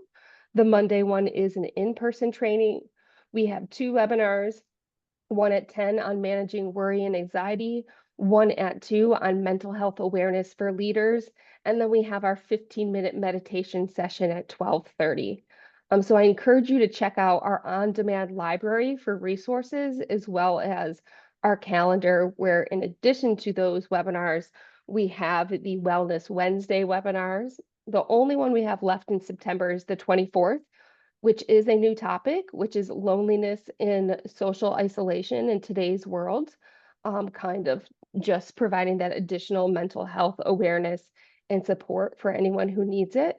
And then we did start a new Financial Friday webinar series this semester. So we have one on the 19th, paying off debt while building wealth, and one on October 3rd, which is the understanding the importance of credit in today's economy. So all of those details are always on our event calendar on our HR site. I'll drop that in the chat box. There you go. And then as the month continues to round out here. Starting on September 22nd, we are going to kick off our Miles for Wellness physical activity challenge, which is a virtual team-based challenge. It's 8 weeks, but we have these twice a year, every September, and the other one starts in March. And UNC's participation has continued to grow year after year. It's a pretty turnkey, easy program. It's very supportive for you to connect with your coworkers, challenge each other, support each other in meeting your daily physical activity goals. We have kicked off our wellness champion meetings. We'll be starting those next week with our new champions, and our returning champions have already began meeting this semester. But if your school division department does not have a wellness champion, you can still sign up through the end of the day Monday. So that link is available to you and is on our website and in the past newsletter as well. But that will be in the notes that I sent to Natalia as well. And then our total well-being interest survey is open through the end of the month. This is our annual survey that takes less than 10 minutes to complete. And the information helps us understand how your well-being needs might change from year to year. That information is shared with leadership in our office as well as our wellness champions. So your participation remains anonymous, but you will be selecting what school division, and sometimes it will ask what department you're with. If it's asking what department you're with, that's because there is currently a wellness champion in that department, or there used to be a wellness champion and we're hoping another one comes back in that department. But that survey will be available all month long for you to complete, and we really do value that information. As far as discounts this month, another recognition day, September the 24th, is National Women's Health and Fitness Day. So on the Working Advantage website, which is offered through our EAP program, you can access discounts to gyms, fitness gear, supplements, spa and wellness services. So there are added discounts for those health and fitness services and products for the month of September. We have a local vendor that is starting to make, or has a company called Stay Up Candles, and each of those candle orders includes a handwritten message to uplift, and they're providing 20% off of their individual candles to our employees with the code UNC Light. And that website also includes journal prompts for people to reflect on and realign on a daily basis. Childcare savings. We are continuing to partner with early years to provide referrals to students and employees to find the best childcare center for their family. We also offer discounts of up to 10% to a variety of local childcare centers that is separate from anything that early years does. That's through our discount programs. But we do encourage people to contact early years if they're looking for a childcare center at any point in the year. And then North Carolina Symphony has extended their discount to our employees through May, and that's 20% off regular ticket prices to any kind of concert you're going to in Chapel Hill or in Raleigh. There is a list of childcare centers. They were highlighted in the newsletter this month, and I will drop the website in the chat box as well. Hopefully that's hyperlinked. That's all I have for you today. Let me know if you have any questions. Just something of note, Jessica, that your the library link is broken, and the on-demand library on the HR website. Okay, I'll have to check that. It's working, it's posted in many different areas. So if you want to send me a note, I know you know my email, just share exactly which one, because it's posted in many different areas and I know it's working on certain platforms. That helps reduce my hunt. Will do. Thanks. Any other questions for me? Thank you all. Good seeing you. Thanks, Jessica. Okay, so next up, we have a special presentation from the Executive and Artistic Director, Alison Friedman, on Carolina Performing Arts. Here, I'll start talking while you guys get that up. Hello, everyone. I'm Alison Friedman. Good morning. Hello, online friends and colleagues. So while they get our PowerPoint back up, how many people have been to a Carolina Performing Arts? Raise your hand. Hello, Keith. I see you online. I see a few other faces online and hands. Excellent. Well, if you haven't, I am here to tell you what you are missing so you will be sure not to miss it. There are lots of discounts, lots of opportunities, and we never want price to be a reason that people can't come. So talk to me if that is a reason. All right, can everyone see the screen, the PowerPoint? Everybody online, are you able to see? Is there a shared screen online? Excellent, I see thumbs up. Thank you. Long live the arts. And if you were here in person, it's not shared. Actually, it's not shared. We it's not shared. We can just see it in the corner. No. We need to share this properly. We're going to get technical and production right here. This is a performance. Exactly. You need the full effects. Our rallying cry this year is, now you can see it? Beautiful. Thank you, Keith. You keep us honest and on it. Carolina Performing Arts is the leading performing arts presenter and producer in the Southeast. So if you've heard of the Kennedy Center, if you've heard of Lincoln Center, we have that right here at UNC-Chapel Hill. And we are here to use live performance to bring joy, enrich health, and foster belonging. Our mission is to create a culture of belonging through the arts. The arts are great, but really they're a tool, they're a resource to bring us together. There are studies, we are at a research university, there are studies that they impact physical health, they impact longevity, they impact connectivity, safety of cities, on and on and on. So Carolina Performing Arts, we're 21 years old, we're now old enough to drink. And in 2 decades, we have had more than 900 performances, 80 brand new works that we invested in creating that have toured all over the world.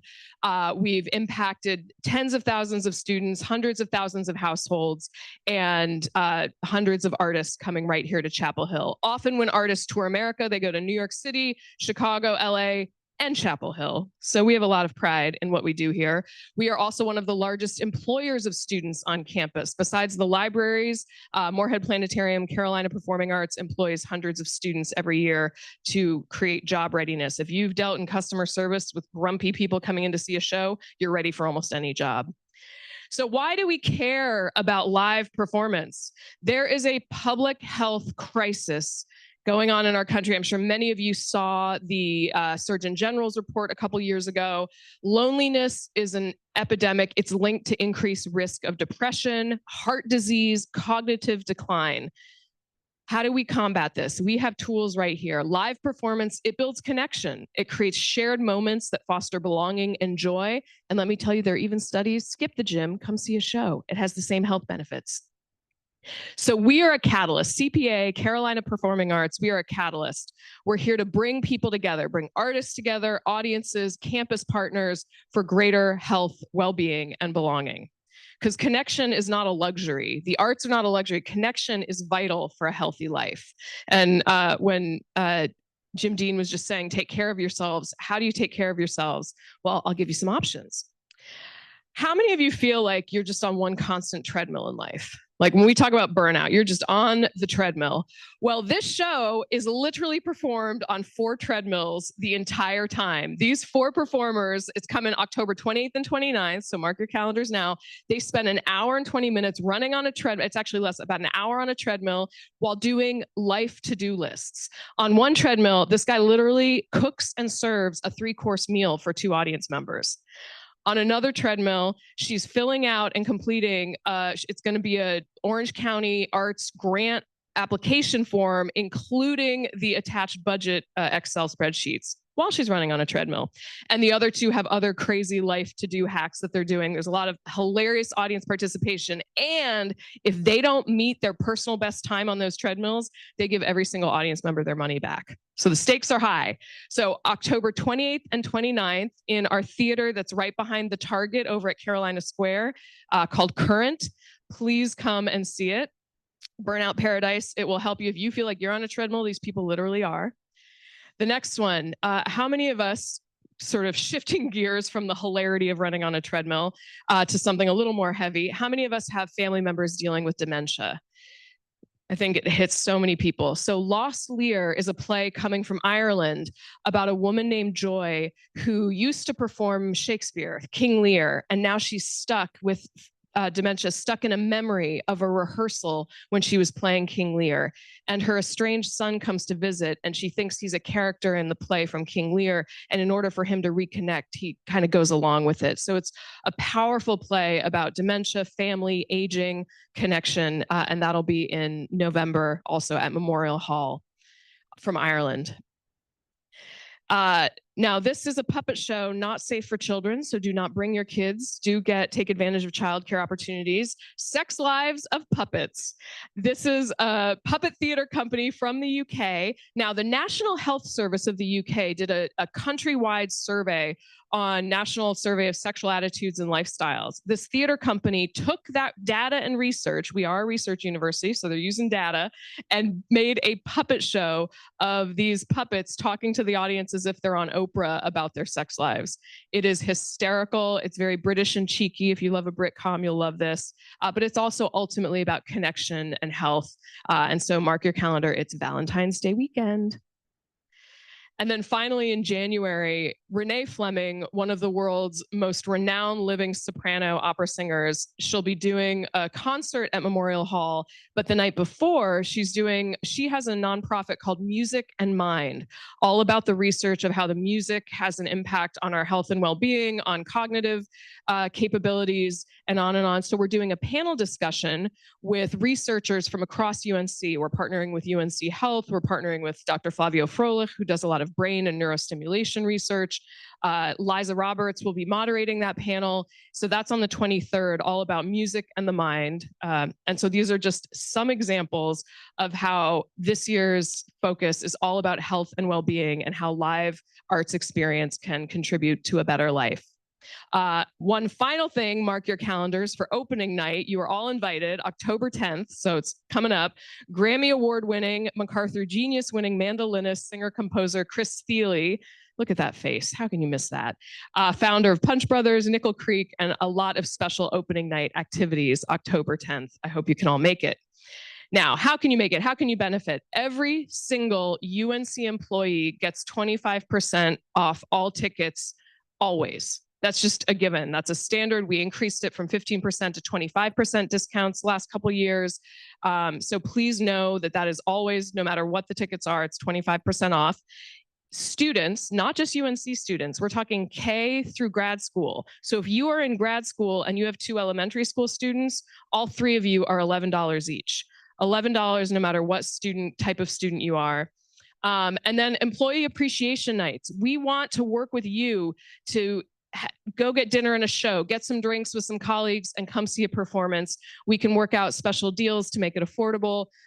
We can do special behind the scenes tours. If you've never seen a theater backstage, we'd love to show it to you. We'd love to give you, pull back the curtain, as they say, and let you know what actually goes on behind the scenes. So things to take advantage of, always 25% off no matter what. If you have students, if you are a student, it's $11.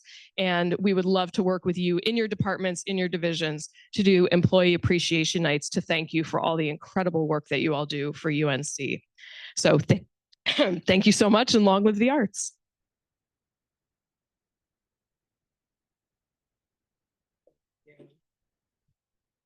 Thank you so much. That was great. Okay, so moving right along here.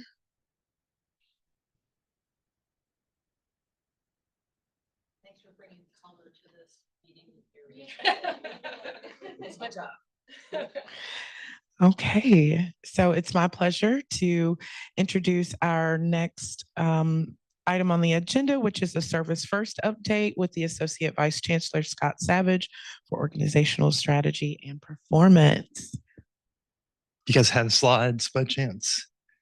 That's a tough presentation to follow. So switching gears, we probably should have ended on that topic versus Service First, but glad to be back. Appreciate the invitation to come back each month and just share where we are with Service First.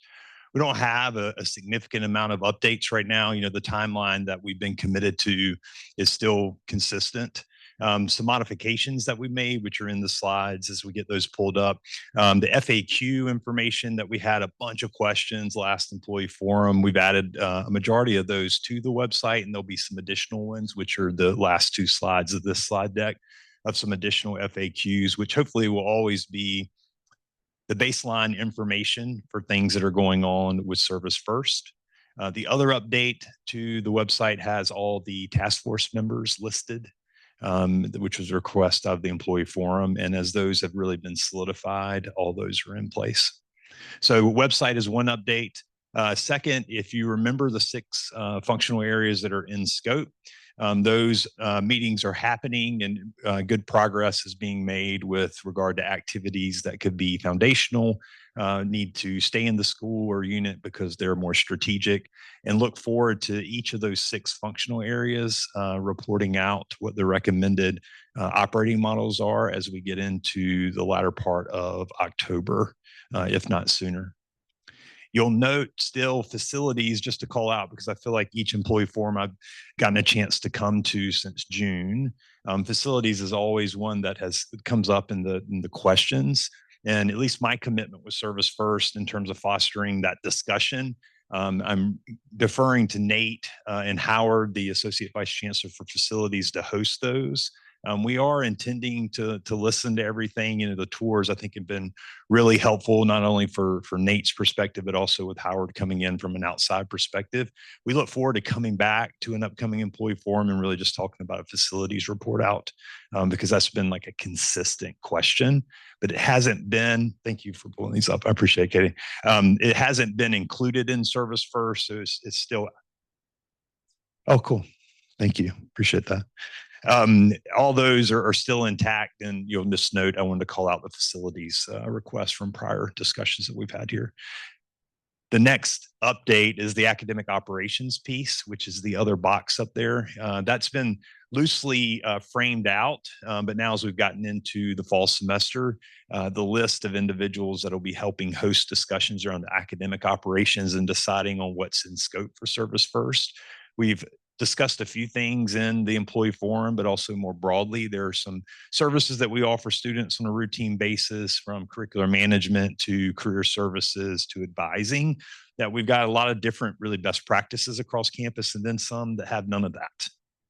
And so the goal of the academic operations initial meeting in the beginning of October is so the October report out to employee forum, we can kind of give a little more detail of what's being looked at from an academic operational alignment piece.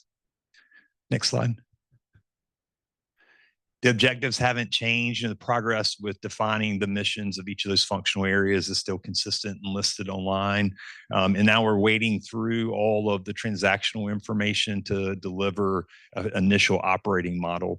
The governance of that hasn't changed, right? The operating models for each of the functional areas will come out from those disparate leaders.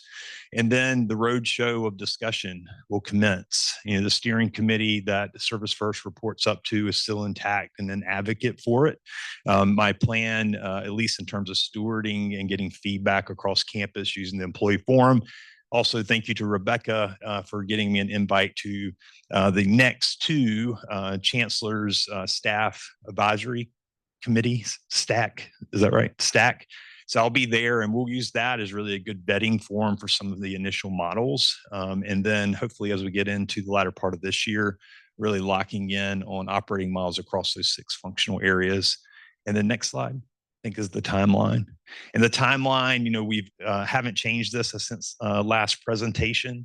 It's still intended to walk through the implementation planning phase of this as we get into the new calendar year, 3rd quarter of this fiscal year, with the phase 1 implementation as early as April 1 of next year, and then rolling into a more broad implementation July 1 of 2026. Next slide. These last two just have FAQs that have come up, just trying to consistently create the message to not only frontline staff members, but also the different leaders that we engage with.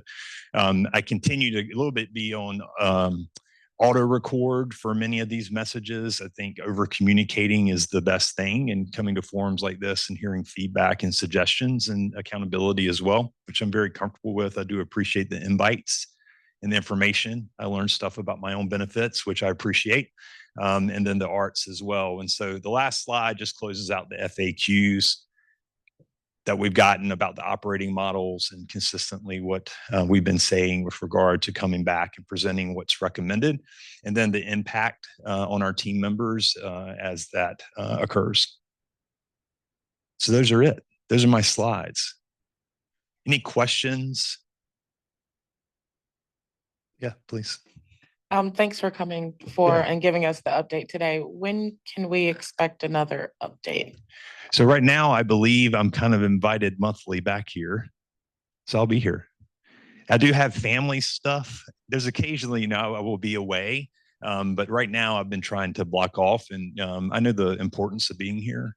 And so I'm hoping that you all will keep inviting me, especially through the calendar next year, to have this consistent report out. Is my obligation to come back and use this as a forum. So I will be here. You can assume, Scott, that we have you, this is Rebecca, that we have you on the invitation list for each of the employee forum meetings for this academic year. Hey, Matt, could you go back to the timeline slide? Yeah. There you go. And I do thank you for inviting Stack to be part of the conversation and how we move forward with this. I think it is a great way to have employee forum and staff represented in this process in a broader way. So thank you. No, it fits an issue that I was having anyway of trying to create another forum. I'll be honest, I didn't even know it existed. So I appreciate Amy and Rebecca reaching out and saying this exists and will be a good extension to support the Service First initiative. So I appreciate the invitation and that time commitment. Sure. Sarah Green has her hand up. Thank you. I'm not sure if this is a Service First piece, so feel free to go. That wasn't me. But I work at the business school. I know that I found out yesterday that we got a preview that other schools have not gotten yet, but our finance team let us know that, oh. You're still there. It may just be your Okay, camera. weird. We got you. I don't know. This is the host cut me off. That's fine. We got some information about some of the ways that we are hoping to balance the budget, save the university money per BOT. And one of those decisions was to limit and provide heightened scrutiny to food purchases, but only for employee events and meetings, not for student events and meetings. And so if that was a part of the finance piece within that finance working group within Service First, I was wondering what the thought process was, who was involved in that conversation. I always, as a member of F&O, would like to respond on everything that's in F&O. This does not fall in Service First. I know Nate couldn't be here this morning due to a last-minute conflict. This would have came up. And so, the next invite of just going into the overall, as you remember, the $70 million, there's a bunch of different components inside of that, one of which was Service First. This is outside of the Service First bucket, but I know was going to be in Nate's comments today. And so if we can just put a pin in that and follow up with that specifically with Nate's report out next month, we will do that. Sarah, does that kind of meet what you're hearing and just some I additional wasn't sure information? if it was you or not. Thought I'd just ask the question. That makes perfect sense, though. Thank you. You're welcome. Thanks for the question. Katie. And when is the next stack meeting? Because I think a sooner answer on that would be really helpful. I know for me personally, like it would be helpful for us to have some guidance from main campus of what that means. And I'm going to put my plug out there.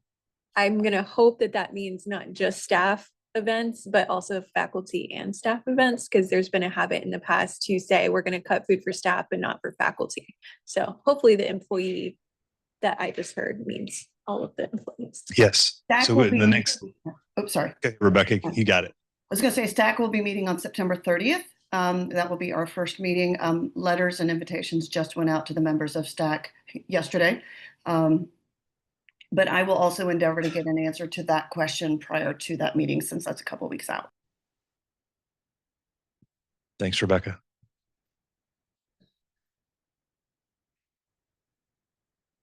All right, going once, going twice. I hope you all have a good weekend. Thanks for the arts message. If you remember anything, leave on that today, and hope everybody takes care. Thank you. Enjoy your family time.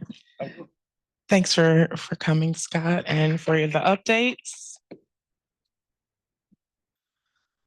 All right, moving along with our next item on the agenda is our consent agenda. Okay. So the consent agenda has been distributed and includes the June 2025 minutes, forum committee updates, and the university committee reports. The consent agenda will be approved as its entirety unless an item is requested to be removed for separate discussion. Are there any requests to remove an item from the consent agenda? Does this include the August meeting minutes as well? No, unfortunately, it does not. Matt has not had a chance to send those out. Oh, you did? Yeah, but we can wait till next one. Sorry about that.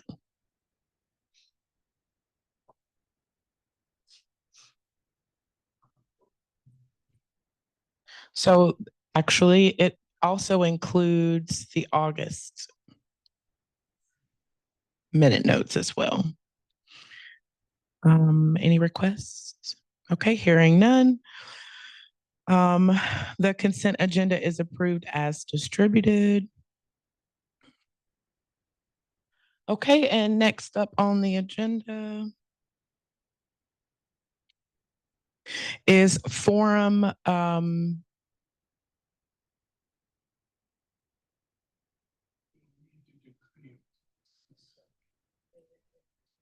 committee updates.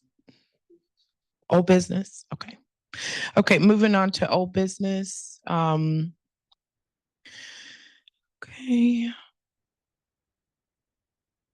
So this is the second reading and discussion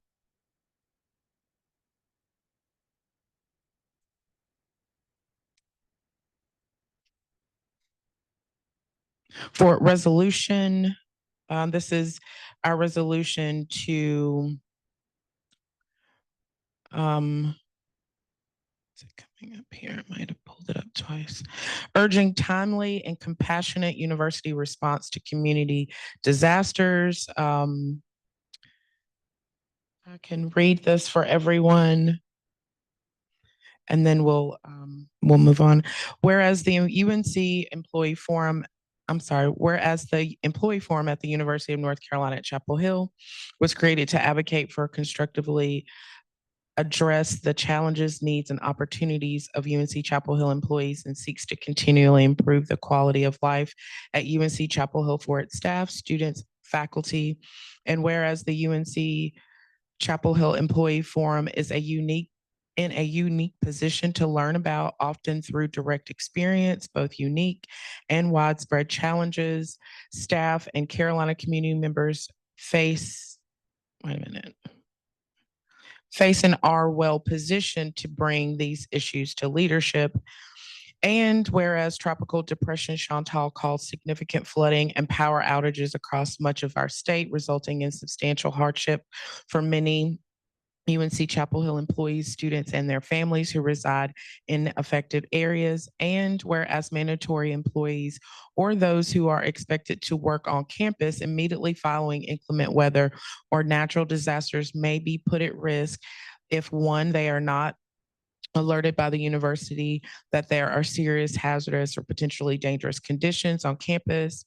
Two, due to living some distance from campus, they are unaware of the weather conditions and the Alert Carolina system does not sufficiently warn them of potential or confirmed dangers, hazards, or other impediments. Three, they attempt to arrive on campus and are potentially dangerous or hazardous conditions that were not present near their home and therefore they are not prepared for. Whereas many members of the university community, especially staff, live in towns and counties that experience floodings of homes and apartments, resulting in inability to stay sheltered, roads and rivers flooding, resulting in loss escape routes, power outages, and several sewage system ruptures, resulting in boil advisories. And whereas many of the university faculty, staff, and students, particularly those in outlying areas, rely on the Carolina Alert System and other forms of communication, making the absence of outreach or support feel like a deeply missed opportunity to live up to the UNC-Chapel Hill's mission, which includes embracing an unwavering commitment to excellence. Whereas employees have expressed concerns that university leadership's response to Tropical Depression Chantal lacked two critical components. One, timely communication through existing alert systems during and after the storm to inform university community of protective measures, safe routes, available resources.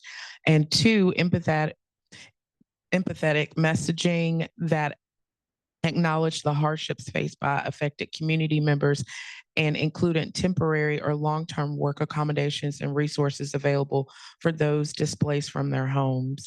Whereas the university regularly issues Carolina alert warnings for lesser storms, including thunderstorm warnings and flood watches, but did not issue an alert for Tropical Depression Chantal. And whereas university facilities and grounds teams were called into an unknown and unsafe situation, wet bulb category 5 on July 6th and 7th with insufficient information or personal protection. And whereas there is an opportunity for the university to better align operational continuity decisions with comprehensive employee and student safety considerations during emergency situations. And whereas timely, empathetic communication from the university leadership is critical for demonstrating institutional care as well as necessary to connect affected members of the community with available resources.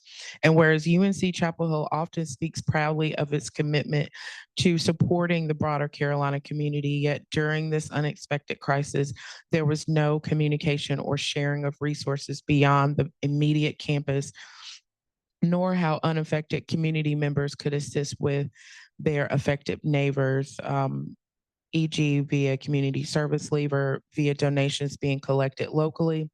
Whereas many of the university faculty, staff, and students, particularly those in outlying areas, rely on the Carolina Alert System and other forms of communication, making the absence of outreach or support feel like a deeply missed opportunity to live up to the UNC-Chapel Hill's mission, which includes a commitment to service, including those living beyond the physical campus, and to active engagement with the wider public good. Therefore, be it resolved that the UNC Employee Forum urges the Chancellor and university leadership to take the following actions. Immediate action, review the lack of effective and timely campus-wide communication to identify where the system failed, including whether an alert should have gone out and did not, or whether this type of storm was one that did not trigger the alert. Upon review, immediately begin developing a more functional alert and response plan, taking strongly into account that staff expect to hear safety updates during high impact conditions and weather events, and therefore no messages were perceived as an all clear. Update emergency response system to include flood warnings on campus, irrespective of a weather event. Meet with facilities and groundskeeper staff members to hear directly from them what issues and barriers they encountered on campus, as well as elicit suggestions about what additional support they would have made available to them. Consider acknowledging the impact of tropical depression Chantal on the broader university community, expressing compassion and support for all of those affected and recognizing the efforts of those who assisted with the recovery. Emergency resource promotion, collaborate with relevant agencies as well as nonprofit organizations to identify and link a resource to link resources for emergency shelter, food assistance, temporary housing, and other recovery needs, ensuring this information is easily accessible to students, staff, and faculty. Provide clear guidance on the process and eligibility for community service leave, specifically highlighting how and how often employees may use this benefit to support local relief efforts during declared disasters. And then ongoing commitment, develop and implement a set of communication guidelines for timely and compassionate university communication in response to future local, regional, or statewide disasters, ensuring that all members of the university community, regardless of where they live, are aware of immediate safety concerns affecting themselves and their teams, with guidance from managers to follow and linkage to immediate response information. Ensure these communication guidelines explicitly include outreach to surrounding communities, particularly those where university employees and students reside, to reflect a whole community approach. Commit to work more closely with the centers and initiatives at UNC to identify and cooperate with existing response organizations regionally, especially in regards to expected increases in severe weather impact situations. Provide clear guidance on the process and eligibility for flexible working options on an as-needed basis, specifically highlighting how employees may request temporary accommodations or time off as needed.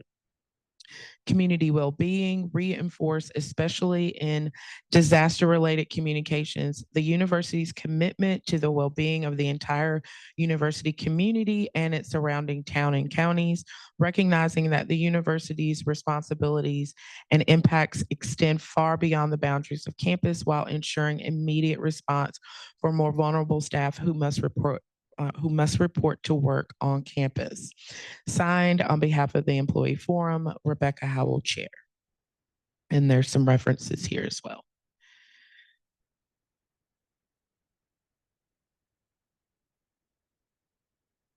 Okay, and so that is the second reading and discussion.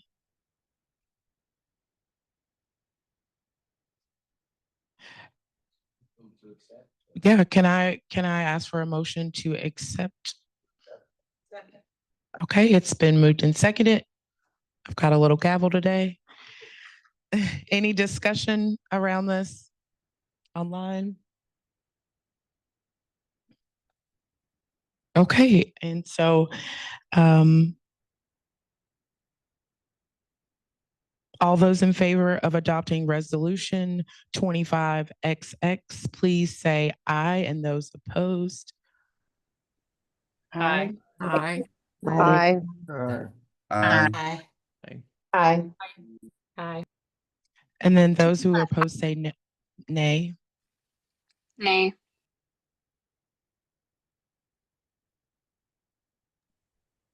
Okay, the ayes have it and the resolution is adopted. Do we have any abstentions real quick? Yes. Sorry, any abstentions from that?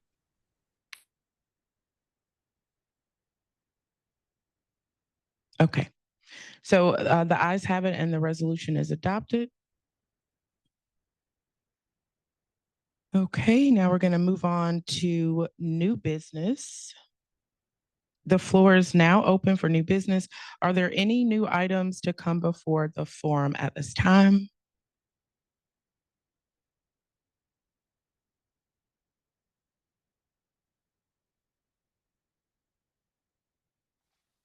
This is Lisa. I just want to talk about the golf tournament. If anybody is still interested, we have opened up the registration to staff teams at a discounted rate of $1,000.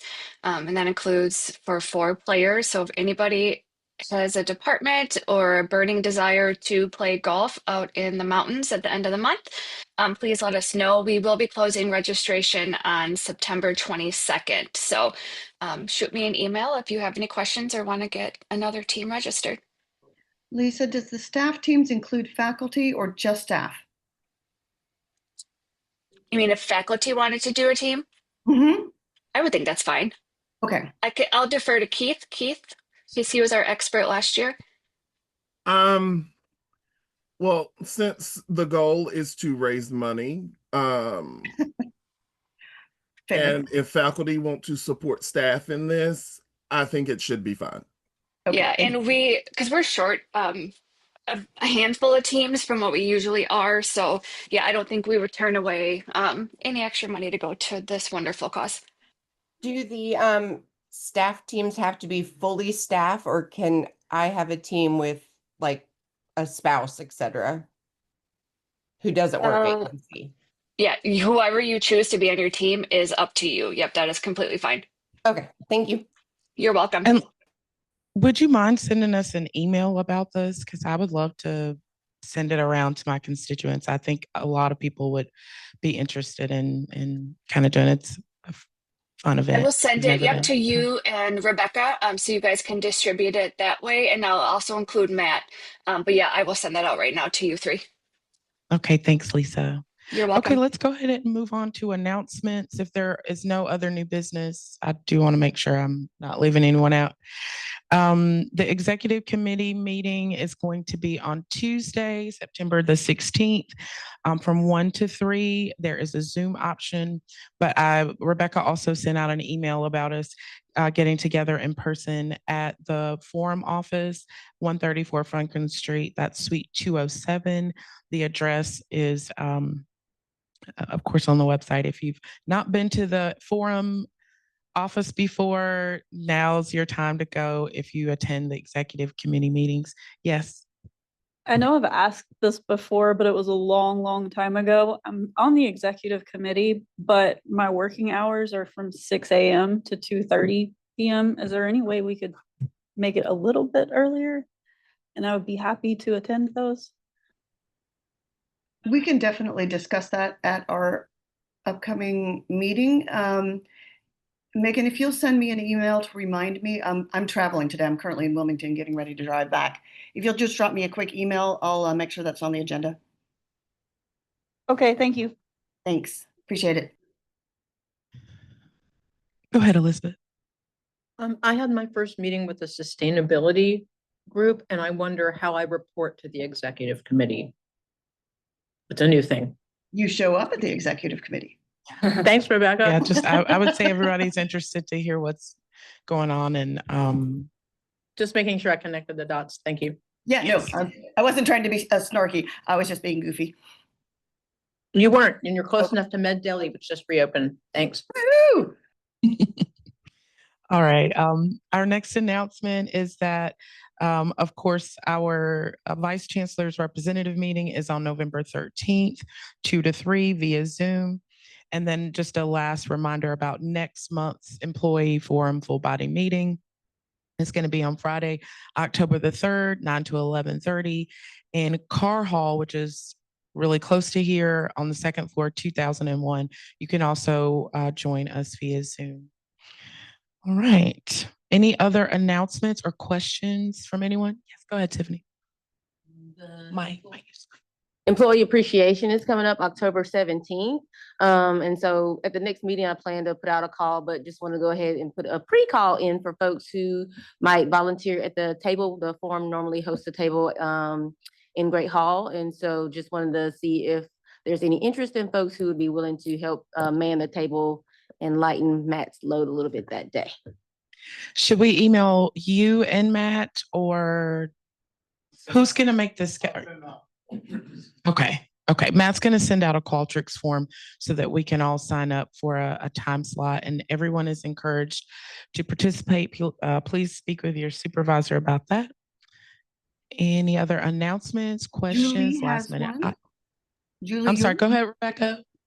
Julie. Yeah, thank you. I'm trying to come off video, but it's not working. There we go. Is there parking at the Employee Forum office? I've never been. There is not specifically parking for employee forum, so there's no free parking. There is the paid parking on Franklin Street or in a nearby parking deck. Okay. You can catch the bus, either Okay, of those options. Sorry about that. Good Yeah, question. I was just wondering. I've never been over there, so I was just curious. Thank you. Sure. And I do Yeah, want that to form. a quick shout out to Natiaya. Thank you so much for hosting today's meeting while I am just lurking here virtually. Very, very much appreciated. I had something else in my brain, just decided to misplace it. Give me a second. Oh, okay, sorry, found it. I'm going to be sending out to all members of the employee forum a questionnaire just to make sure that we haven't missed anything about committees. This is a follow-up to the retreat. I wanted to get it out before today, but with my delegation from London, life just did not turn out that way. So I will get that out to you with this month's meeting summary. And if you guys will please, each of you fill out that form to make sure we have you listed for the appropriate committees. And if you're chair, making sure we have you listed for that. And then to Elizabeth's question about attending where to report if you're on a committee, that will make sure that I have the right names and Matt has the right names on the invitation list for the executive committee meeting. So just wanted to toss that out there to please keep an eye on your email for that. And so that's all that I have. Thank you all very much for being here. And Natalia, I'll turn it back to you.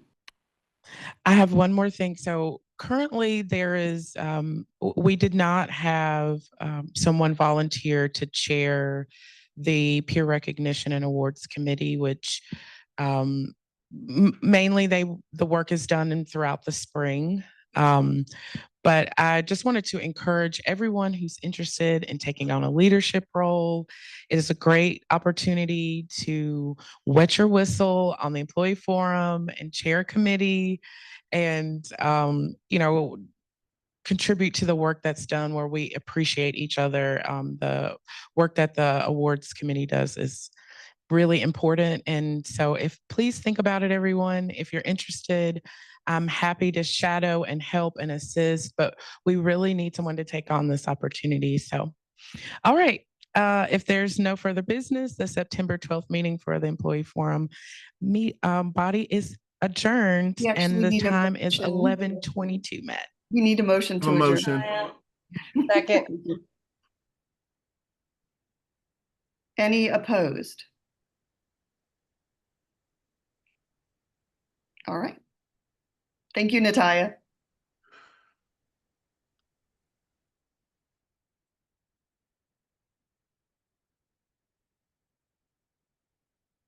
Rebecca, are you still there?